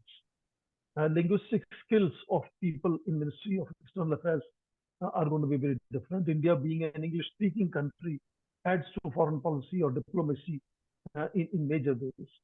So again, figures are only indicator of where we want to go, but they do not necessarily define our leverages as to what exactly we will be able to achieve.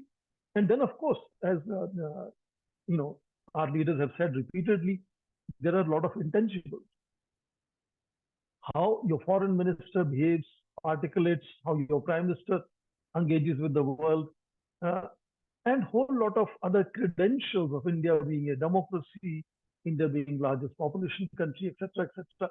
There are so many intangibles that also beef up India's efforts and efficacy as to where this budget will take us. So that's a preface to what I'm going to speak as to why budget figures should be taken with a lot of caution and primarily should be seen in terms of intent, whereas the leverages that the budget will create, the efficacy and outcomes that will flow from here are going to be far away, far different in different cases of countries, including India.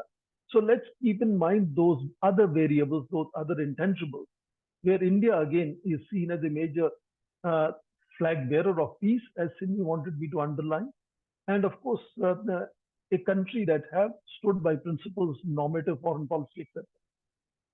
Now, let's talk about the brass tacks.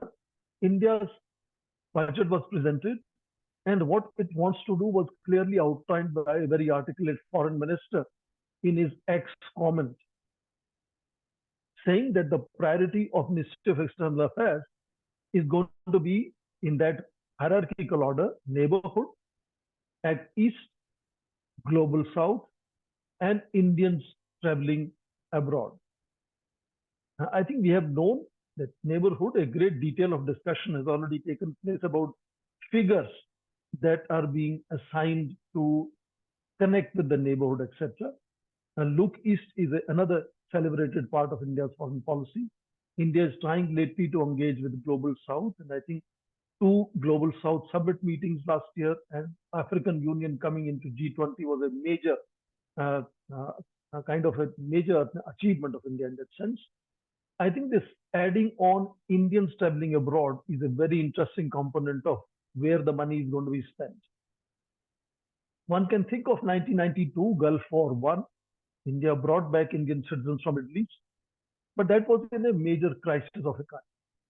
All of you remember how Sushma Swaraj started a whole new campaign where individual Indian citizens, not en masse Indians in crisis, but individual Indian citizens in distress around the world became concern of Ministry of External Affairs. And that, I think, is a very significant expression of intent to bring a certain pride among Indians who are living around the world. And that is in continuation of that mindset that we have seen that when Prime Minister went to Moscow, he took up issues of Indians in Russian armed forces who needed to be brought out of that difficult scenario.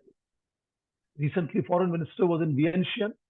Discussions happened with Thailand, with Laos, about 100 plus Indians who've been scammed into cyber scams of certain kind. They need to, so there are very specific focus on Indian citizens.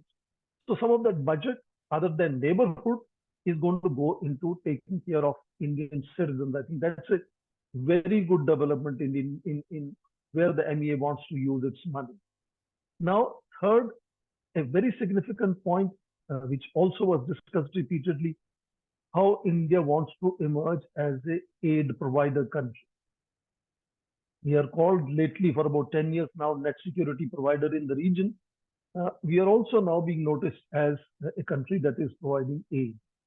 Mention of lines of credit was made. That has also become much more effective tool lately. I think we have about $30 billion of lines of credit in various countries.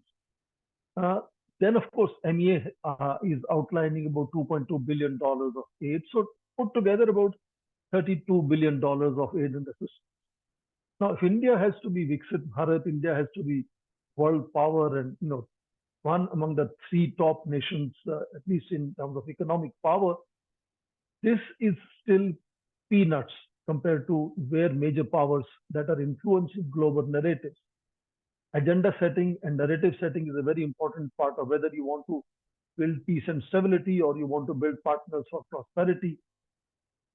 United States, for example, has a total assistance, aid and assistance, which goes beyond $1 trillion. And I just mentioned $32 billion of India. In fact, there are about 8, 9 other countries, all small countries of Nordic countries, all of them more than $500 billion of foreign. And so MEA has to focus that if MEA wants to push India into one of the great powers of 21st century, then that aid and assistance driven partnerships will have to be as much part and parcel as we want to build our technology transfers related or co-production related partnership with other countries. So I think that is very significant. Now, let me move very clearly, quickly to Ministry of Defense, which is, I think, another very interesting discussion has taken place so far. We have heard a whole lot of commentaries on this. Again, defense budget, same thing applies. Does not tell whole story of what can be achieved. But let me first flag a couple of things that I notice to me are seen as areas flagged in terms of intent where Government of India wants to go. Very clearly, the most important area that one notices is the focus on Atmanirbhar Bharat. We have seen over the last 2, 3, 4 years, about 800 items have been earmarked that will not be procured from abroad, will be produced locally. So we noticed that the different reports are talking of 61% to 70% of the procurement budget is meant for procurements from within the country. Of course, you want to make that local production far more competitive. And I like the way General Chaudhary mentioned you should openly also promote exports, which is also being done interestingly, because last year, you would remember, Prime Minister had given a target of $1.5 billion for India's defense exports. So India's defense exports definitely have become a priority. How successful we are compared to United States exporting about 25% of the global exports of defense equipment. India will take time. It takes time for credibility to be built in other countries. It takes time to fine-tune processes, etc. But along with self-reliance, which is a major focus of this government and this budget, I think exports has also been a major focus of this budget. Second, I heard General Chakravorty mention about defense pensions. Bulk of your budget here, 6.2 lakh crore and 1.4 lakh crore is meant for defense budgets, which does not add to the punch of Indian Armed Forces. Sorry to say. But I also remember that I think from early 91, 92, defense pensions actually were separated once upon a time from defense budget. I think at some stage later they were brought back into the defense budget. But I agree that defense pensions should be part of the other Ministry of Personnel, for example, should look at that part of the budget. And defense budget, which normally gives an impression of the punch of the country in terms of dealing with adversaries, should not have pensions in it. But thanks to pensions, the reverse argument I'm making also is interesting.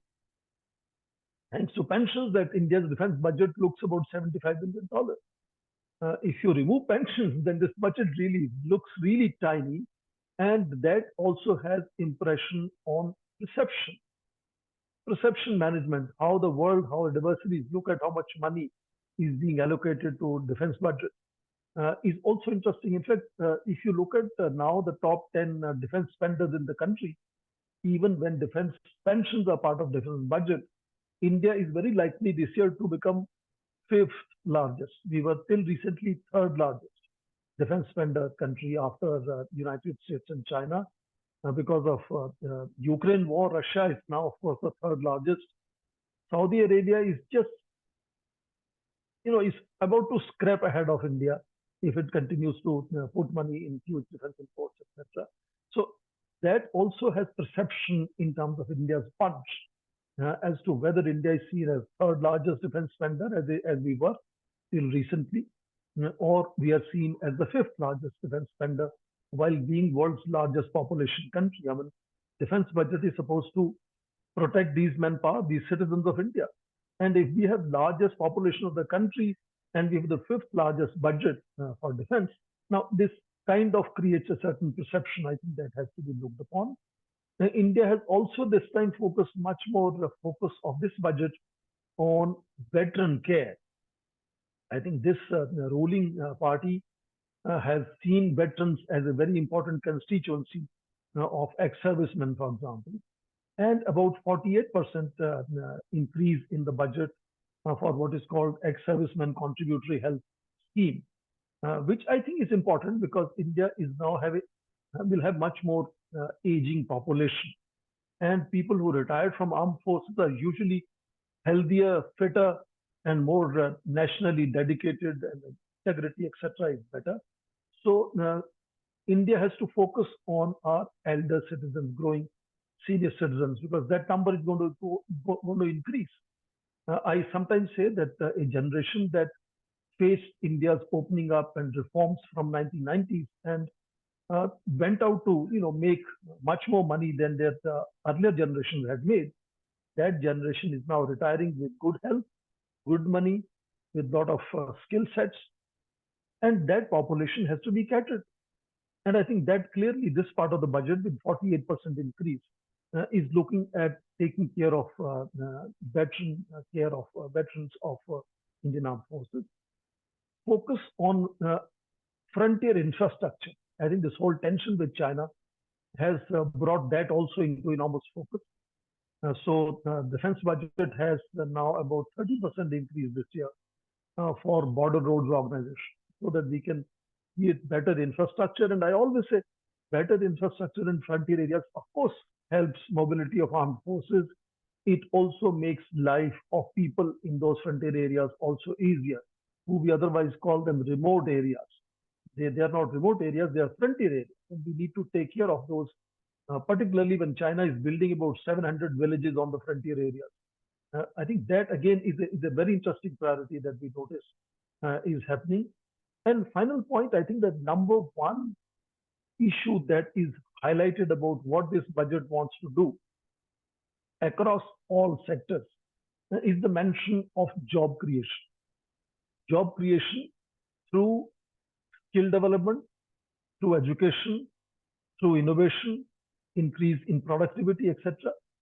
And from that perspective, you notice the 22,000 crore budget of MEA is meant for about 5,000 people, of which about nearly 1,000 IFS officers.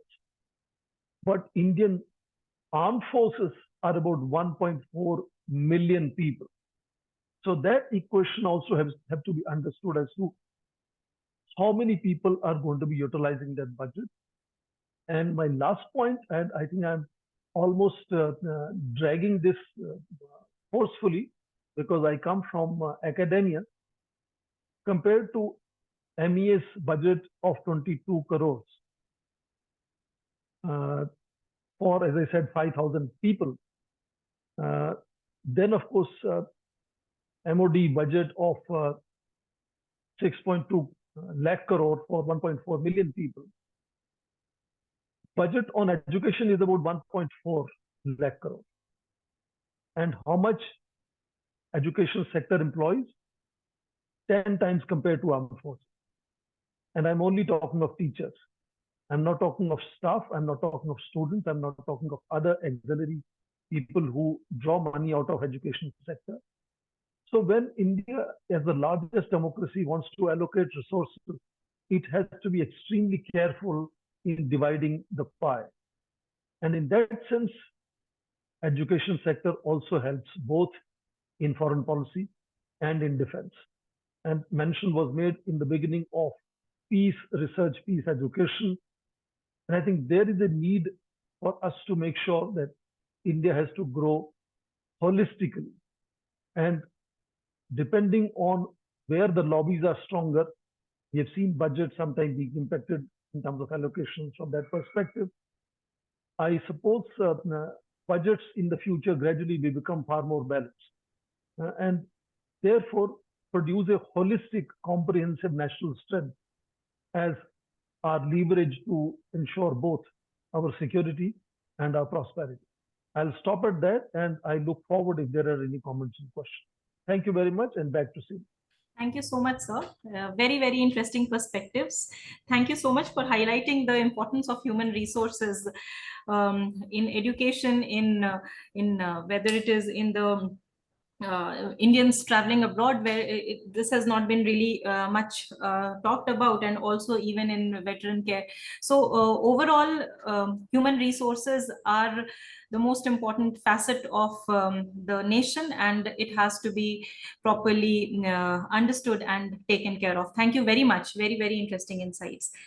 So I would like to now move on to Dr. Lakshman Kumar Behra. Thank you so much, sir, for sitting in so intently and patiently and listening to the thoughts of other experts.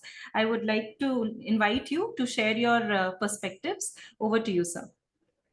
Thank you, Simi. Thank you, Simi, and IMPRI for having me here for this interesting discussion. When you have five distinguished subject experts having said before you, so I think anything what needs to be said already said. But the advantage of speaking at the last is that you have the perspective of others' presentation, and probably there's something you can add, and I will try my best to add few punches to the discussion. Well, since we are talking about defense and foreign policy budget, I will focus largely on defense budget. Now, there are a lot of figures, a lot of discussions on defense budget, but I think we'll start with a conceptual clarity. So what do we mean by defense budget? I mean, we are referring to this 6.21 lakh crore, and General Chakravorty said pension should be out of this figure. I think every point has a merit. So, I mean, when we talk about the 6.21 lakh crores, we are referring to MOD's overall budget.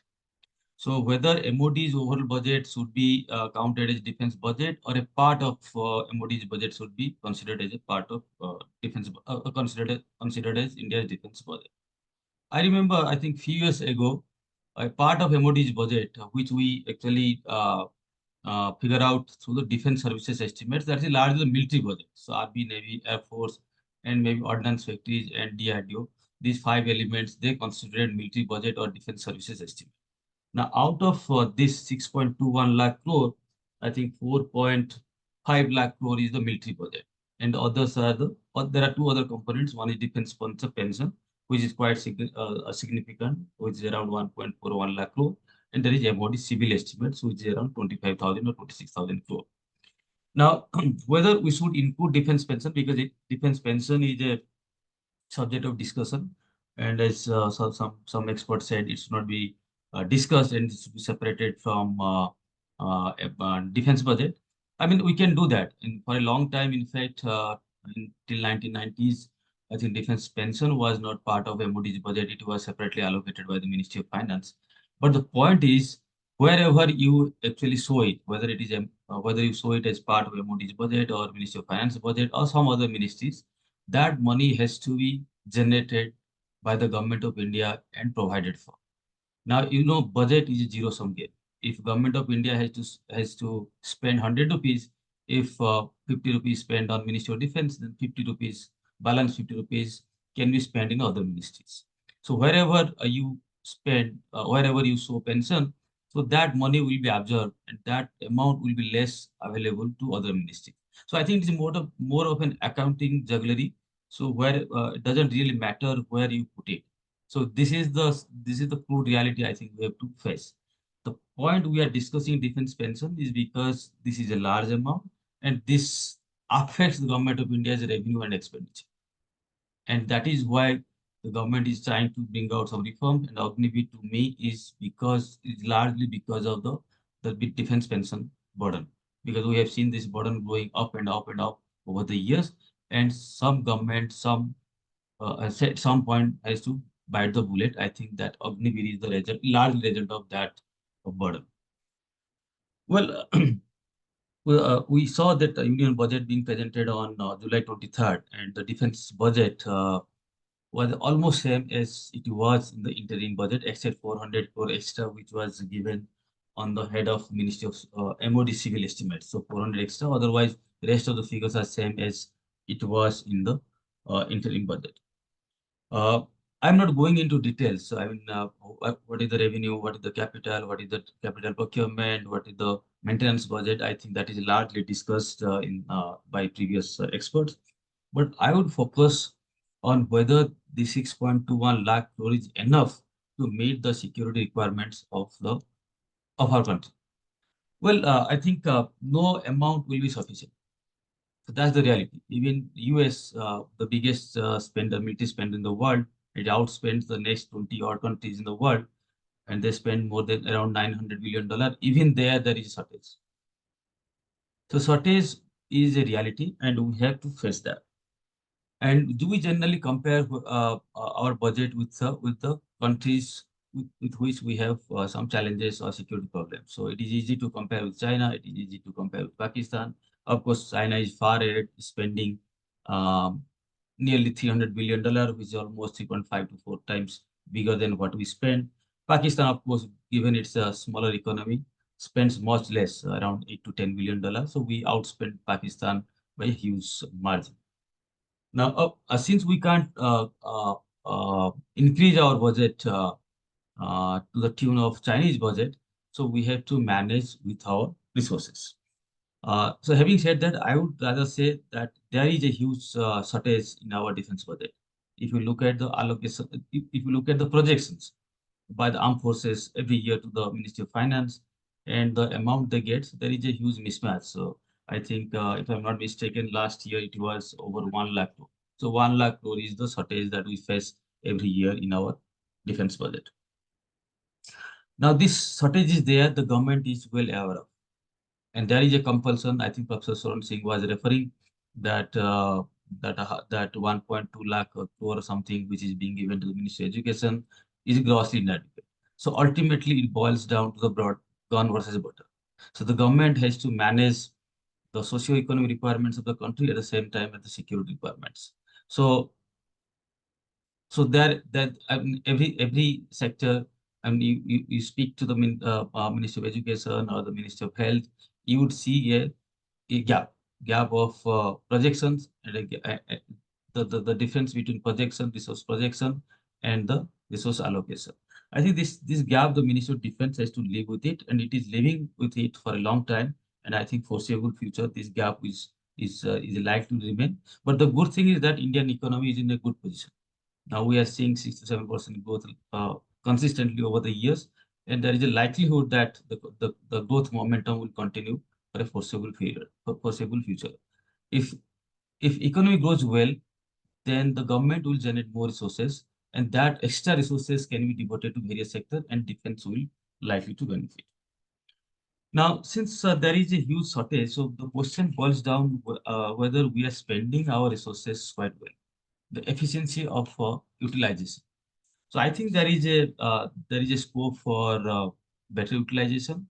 I think some expert who was referring to the manpower cost. I think manpower cost is a sizable cost in our defense budget. So you just take two components, salary and pension of the MOD's budget, it takes around 55%. So I'm not adding housing, clothing, food, ration, other things. So direct and indirect manpower cost would take your share to almost maybe over 60%. So that's a huge one. And if we compare with other countries, so I think we are spending much more on manpower than on technology or the capital procurement or the capital expenditure. For a long time, the government was silent on this. I think the Modi government took a very courageous decision in terms of bringing or announcing the Agnipath scheme. I'm aware of the controversies on the subject, but I think we have to wait and watch. Maybe we have to give 5 to 7 years before we make another course correction of Agnipath. I'm not saying that Agnipath is the final version. There is scope for improvement. There are genuine grievances which we notice in the news reports. But I think manpower reform is crucial for our defense preparedness, for spending more on technology. And I think Agnipath is the right is a kind of solution that the government has actually zeroed in. Now, another problem that we face in our defense budget is the procurement delays. So we have a huge pipeline of procurements, but unfortunately, very few procurements actually fructify on a time and in a time-bound manner and to the cost allocated.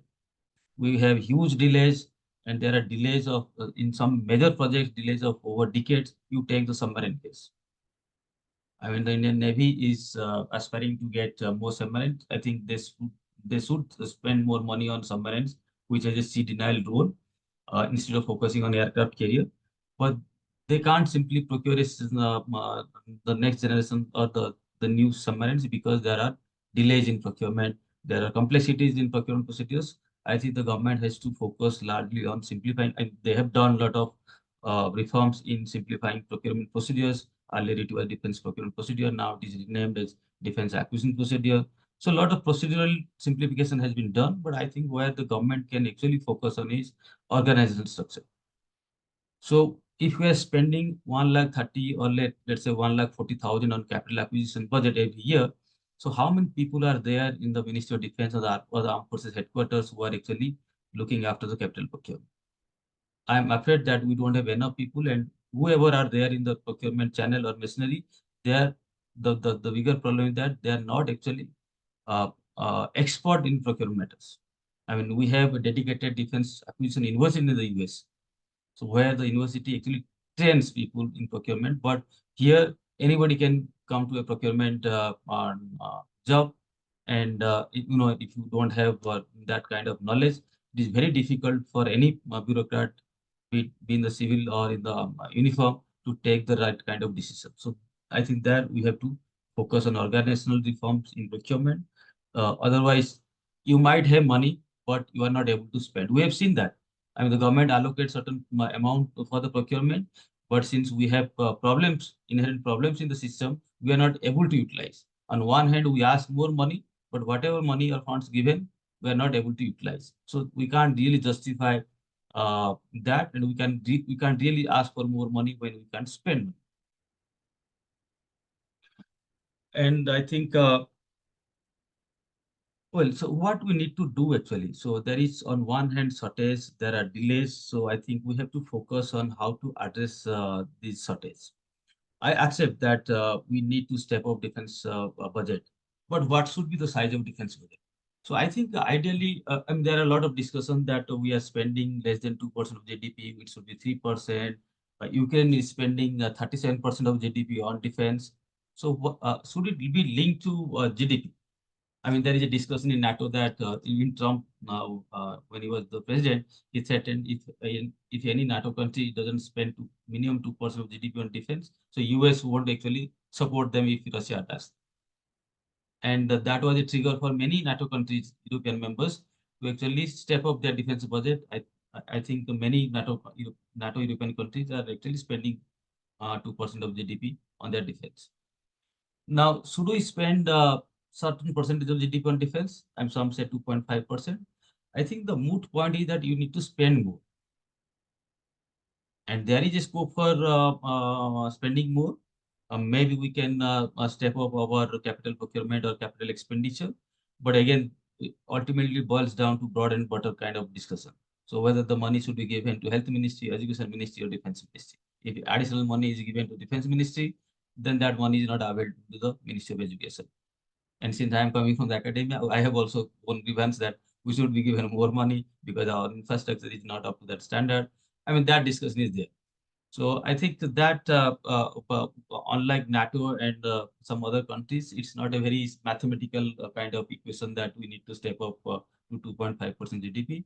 Of course, I mean, we need to spend more on defense. Security is the first priority that everyone accepts. But having said that, I think the government in power has to do the due diligence and do a fine trade-off between socio-economic requirements and defense. The last point I would like to highlight is the budget's impact on Make in India.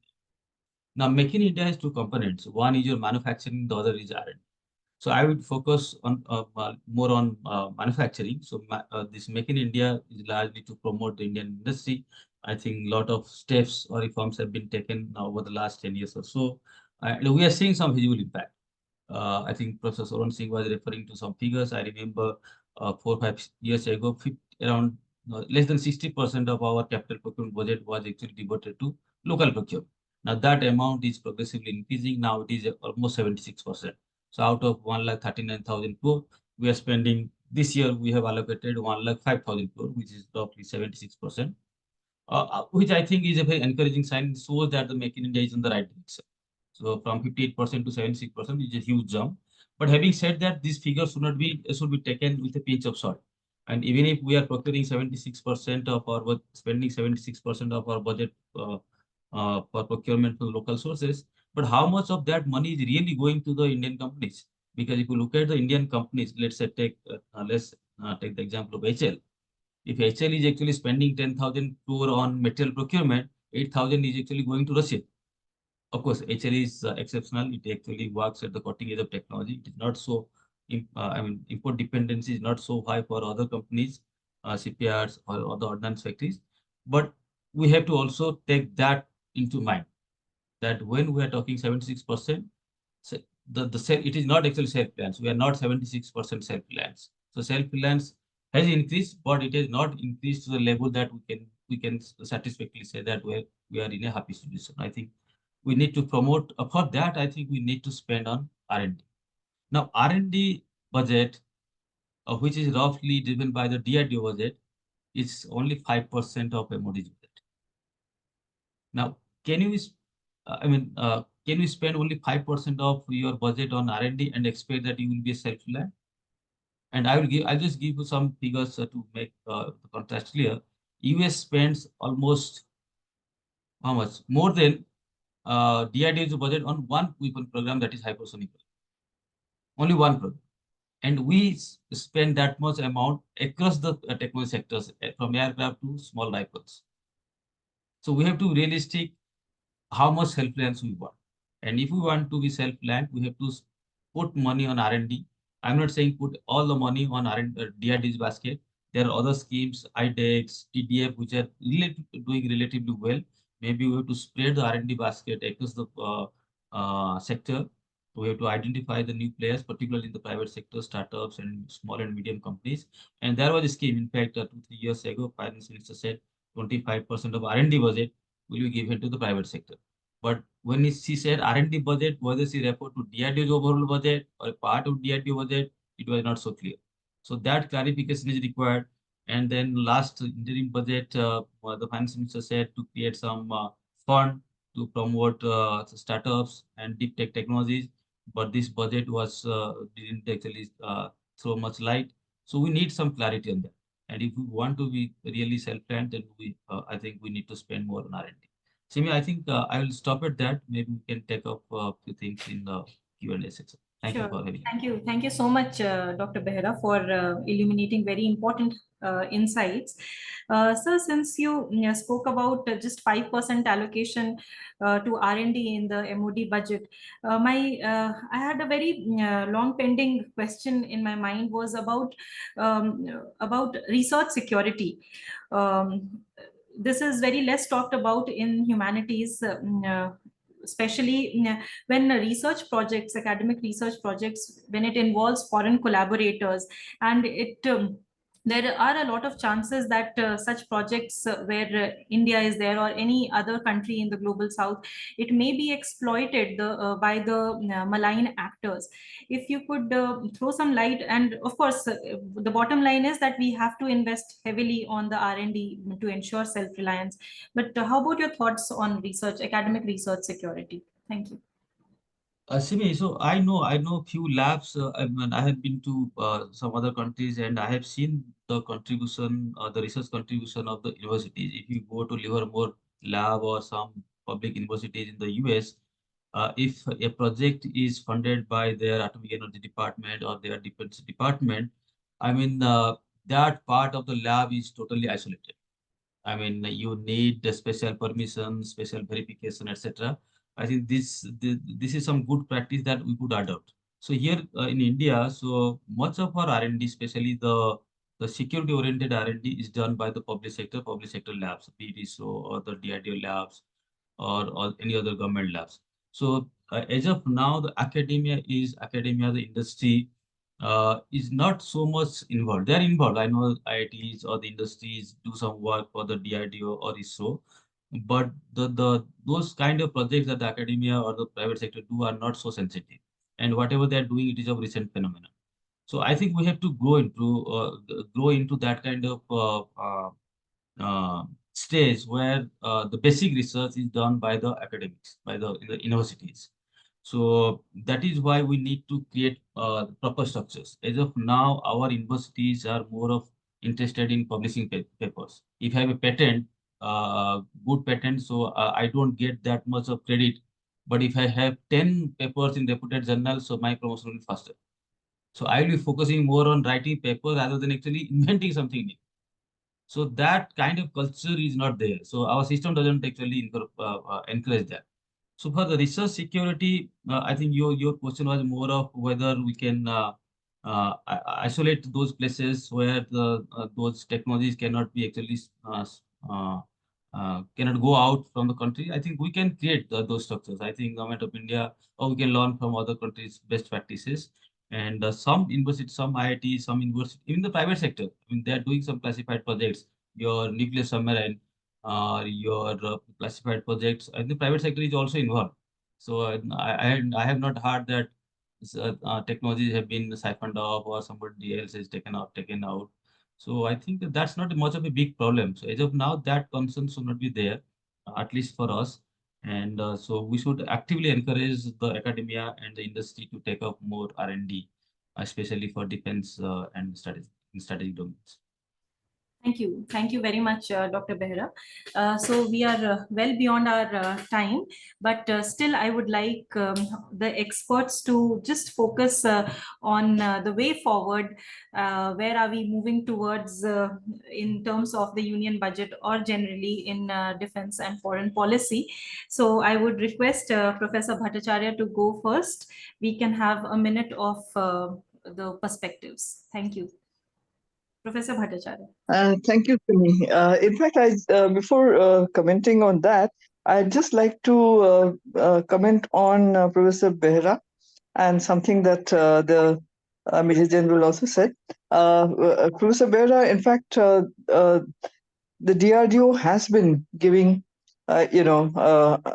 research and development work to various universities. My university, Jadavpur University, there is a building there which has been there ever since I joined, which was way back in 1990. Well, that's a Jubilee building, to which, in fact, we had no entry without permission. And it's only once in all my years there that I could enter it I had to meet someone there for some work. And they do very specialized work for the DRDO. And this has been going on, it's not recent. It's been going on for a very long time. And we have no idea, basically, what work goes on there. It's not really publicized. They get components. And I'm sure IITs like IIT Kharagpur, they also have these. Okay, so basically, JNU. I'm also from JNU. JNU does not have that kind of engineering section, so maybe it doesn't get. So there are other universities in India which do get. Okay, and I'm sure in the south also, in Chennai and all that, there must be universities which are getting this. Major General K Chakravorty, you said that I talked about cutting down on personnel. No, not at all. In fact, what I said was that on the one hand, there are new methods, okay, of war, etc., which are coming up, which need to be thought about. But at the same time, India has a special problem because of its long coastline and its long borders with Pakistan and China, both of which are not friendly. So on the one hand, we have this problem of personnel and a lot of money being spent on basically personnel, but we do need the personnel on the board. As you said, it's very, very necessary to have people, all right, to have soldiers, to have officers there. So now that there are new departments within the Ministry of Defense which are working, they should think about how to coordinate, and this is the way, one of the ways to go forward. They should think about how to coordinate the two. Well, the new technology, you can see the kind of warfare that is going on, whether it's in the Ukraine or Gaza or any other part of the world, which actually does not need so much of manpower as it needs basically technology. So how to balance the two so that budget will always be there, but the personnel will always be there, and budget for the personnel will always be there. Pensions, of course, because they've served the country. I mean, as teachers also, those of us, the three of us from academia who are here, all right, we also, I am retired, so I get a pension. Without that, my retired life would be, rather difficult. So obviously, for the armed forces also, it'd be difficult. So it is very, very necessary. All that has to be there and factored in, but they need to work out some kind of an India model. All right, that is what I was talking about. A different model which does not have to follow any others, but which meets our particular needs. All right, how do we tackle this? How do we basically look at the new wars, the new warfare, the science of warfare, and at the same time our needs, India's needs? Okay, so that goes there. Now the way forward, as I said, is and I've been repeating this, and others have also said it. The ambassador who spoke after me also talked about it. We need to cooperate, coalesce, all right, as such, and to bring in other ministries, experts from academia, from technology, from the private sector, so that basically, because the budget is there, there's that much GDP, and there's that much allocation.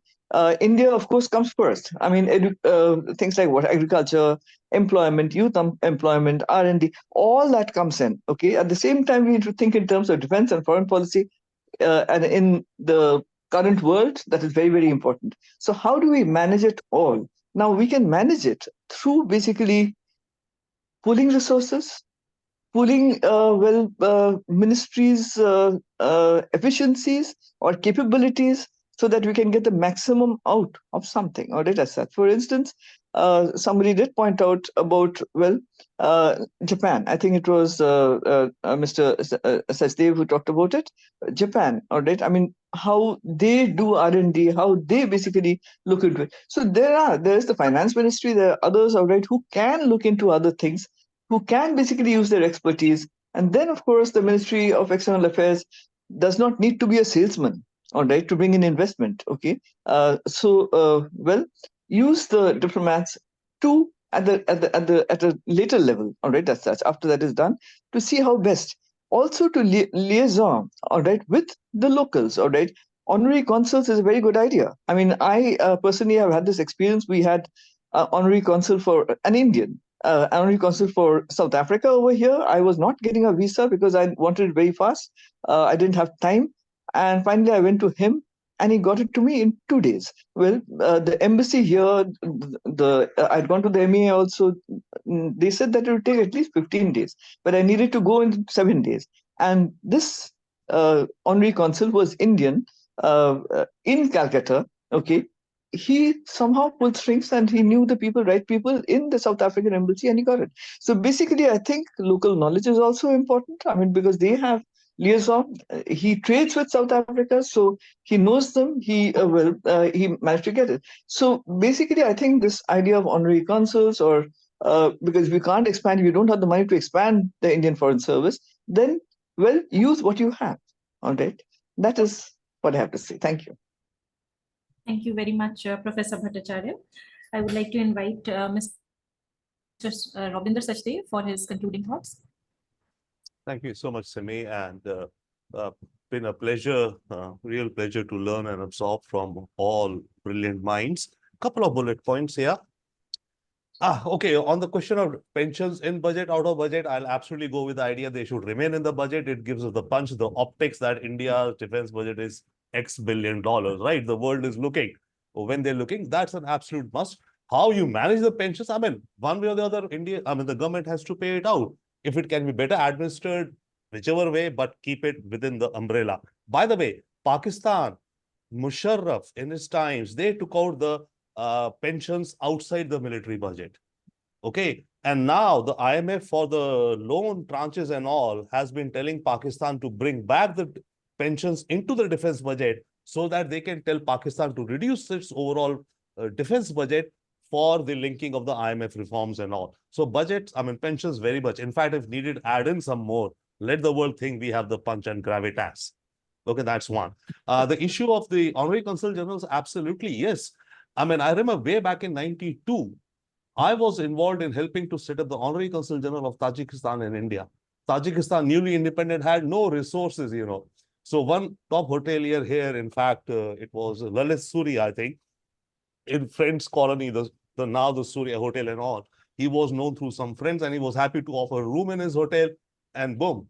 And he got a diplomatic car, number plate, and invited to diplomatic functions and all. So having honorary consul generals is absolutely a very smart tool, I would say, and we should leverage it in whichever countries we can.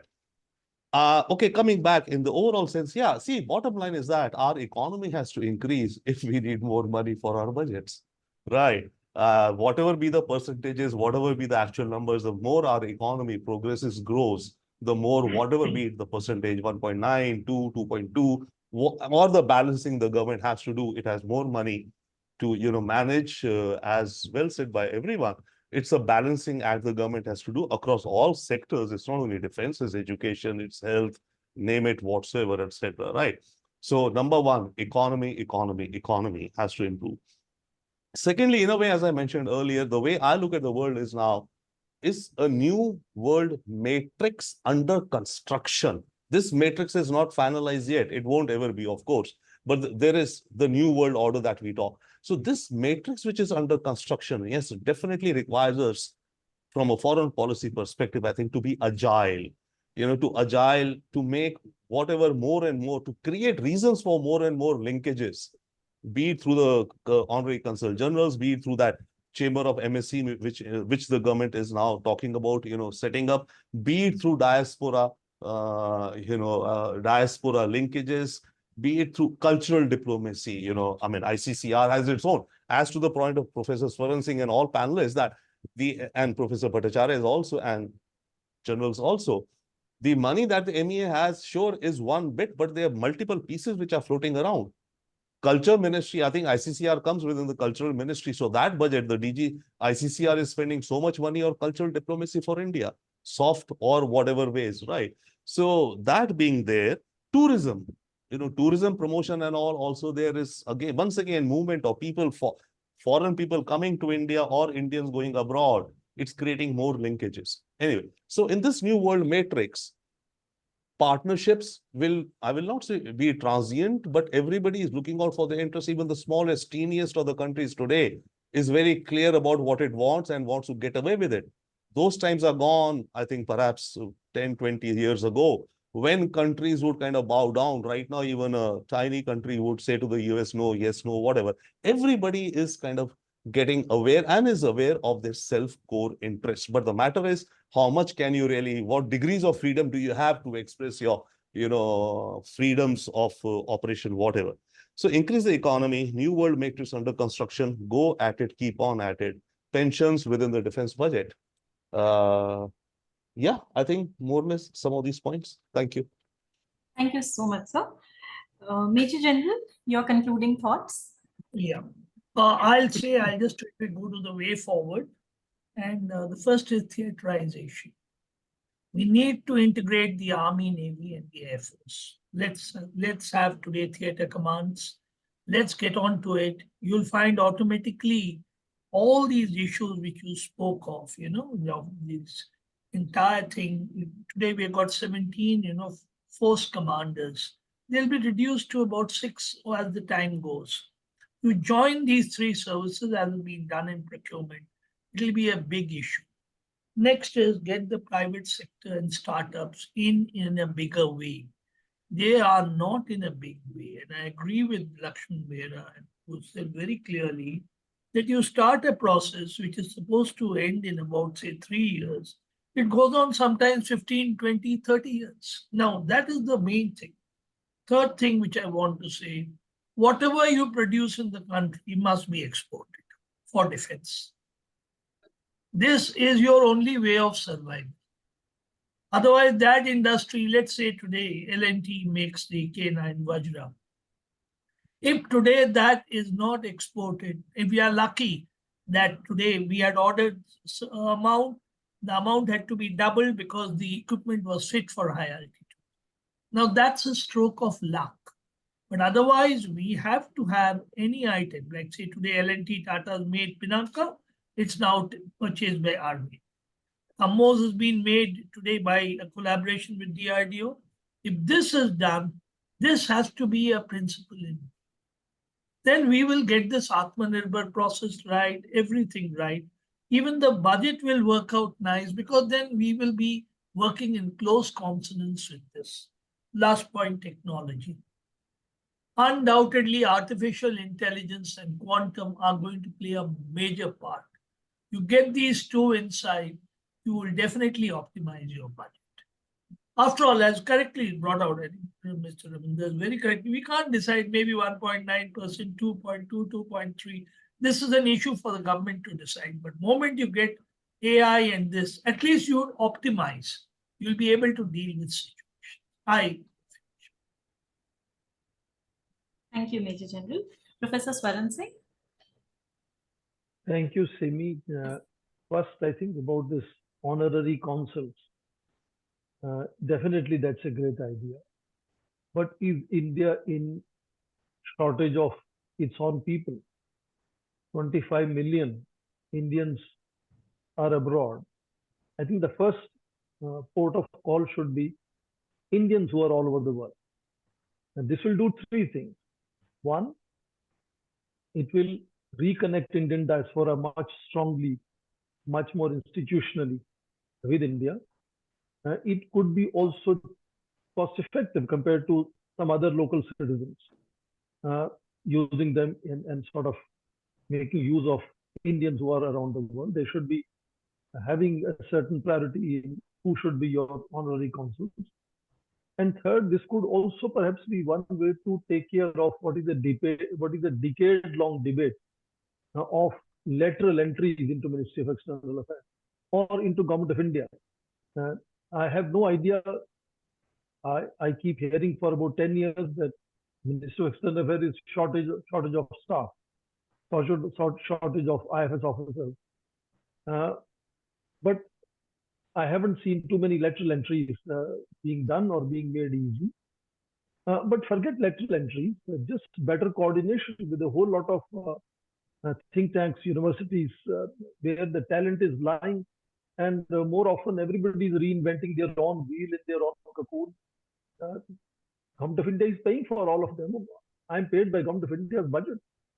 And if I can be more closely engaged with doing things that are directly of demand or use, that would be better use of money.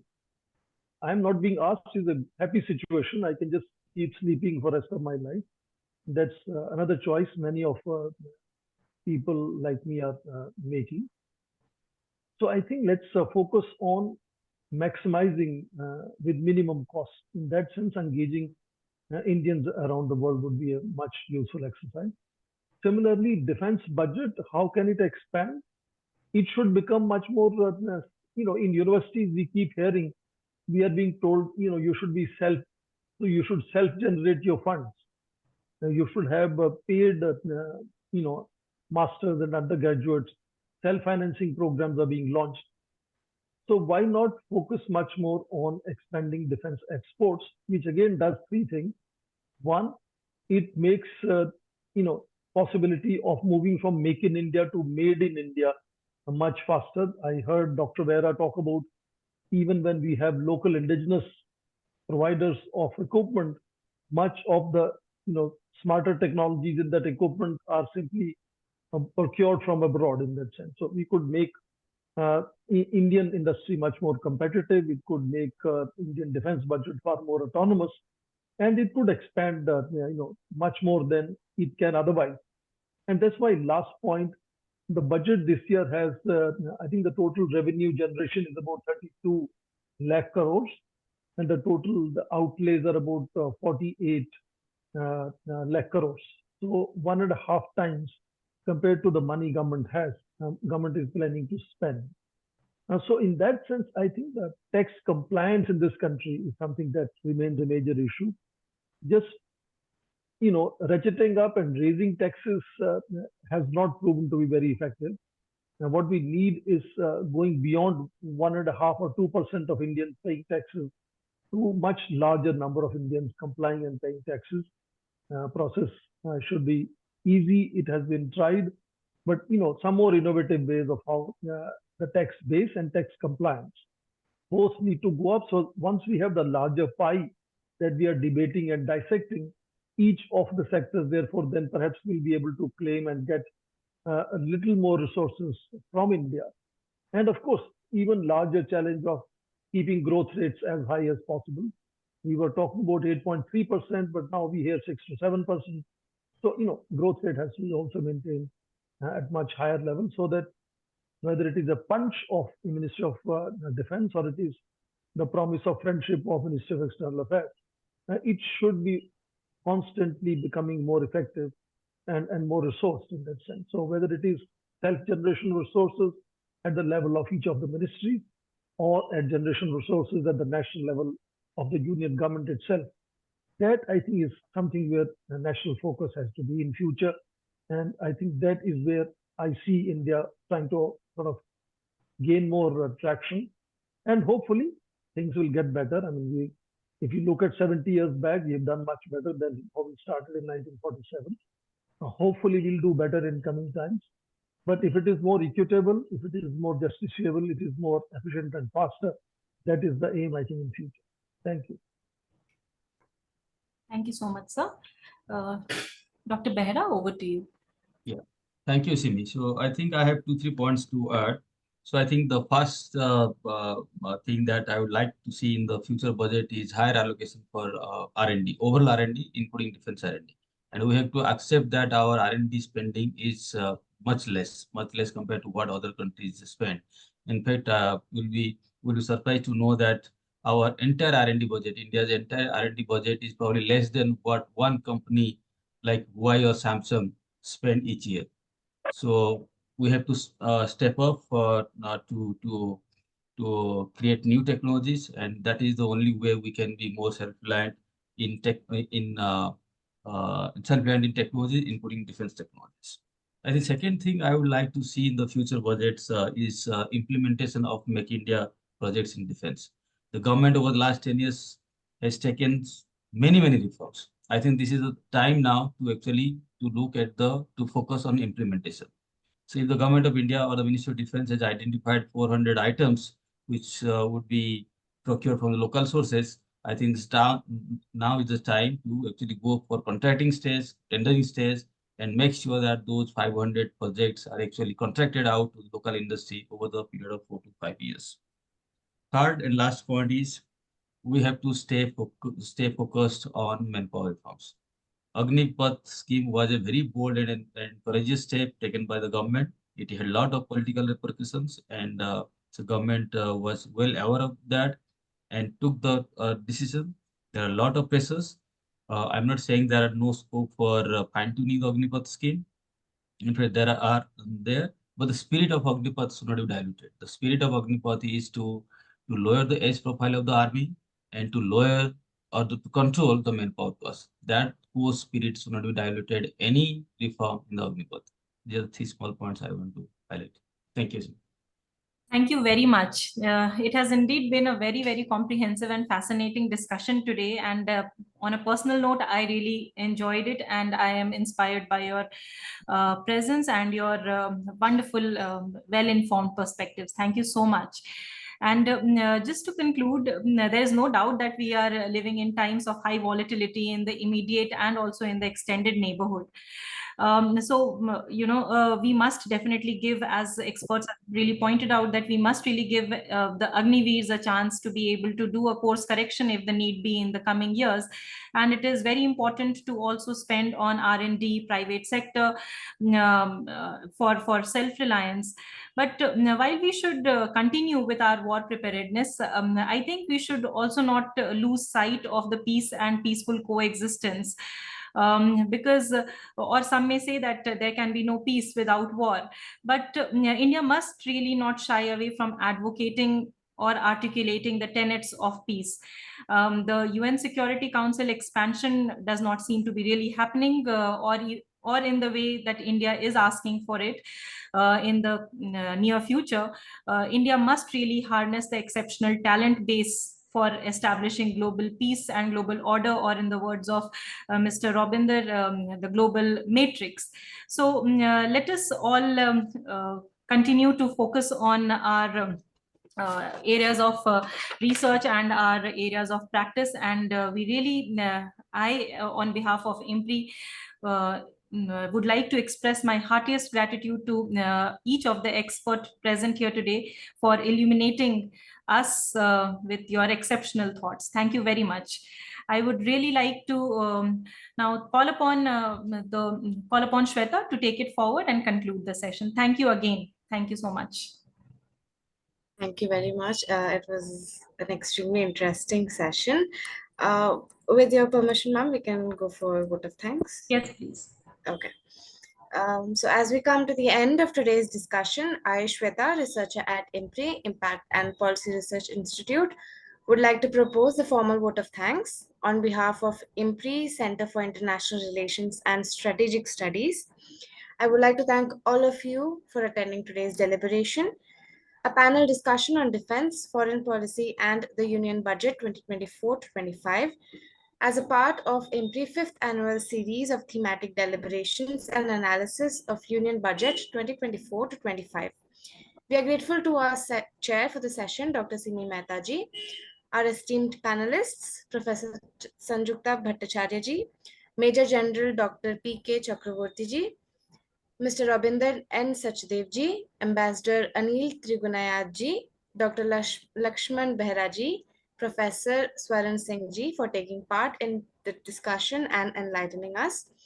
We thank all of our participants who have raised pertinent questions and actively participated in today's deliberation. We are grateful if you are watching us later on our YouTube channel or listening to us on our various podcasts or reading our publications. We hope you continue to join in future to our IMPRI Web Policy Talk and Web Policy Learning. Wishing you a good day. Thank you very much. Thank you, Shweta. Thank you. Thank you, everyone. Thank you, everyone. Thank you. Thank you. Have a good day. Thank you. Thank you.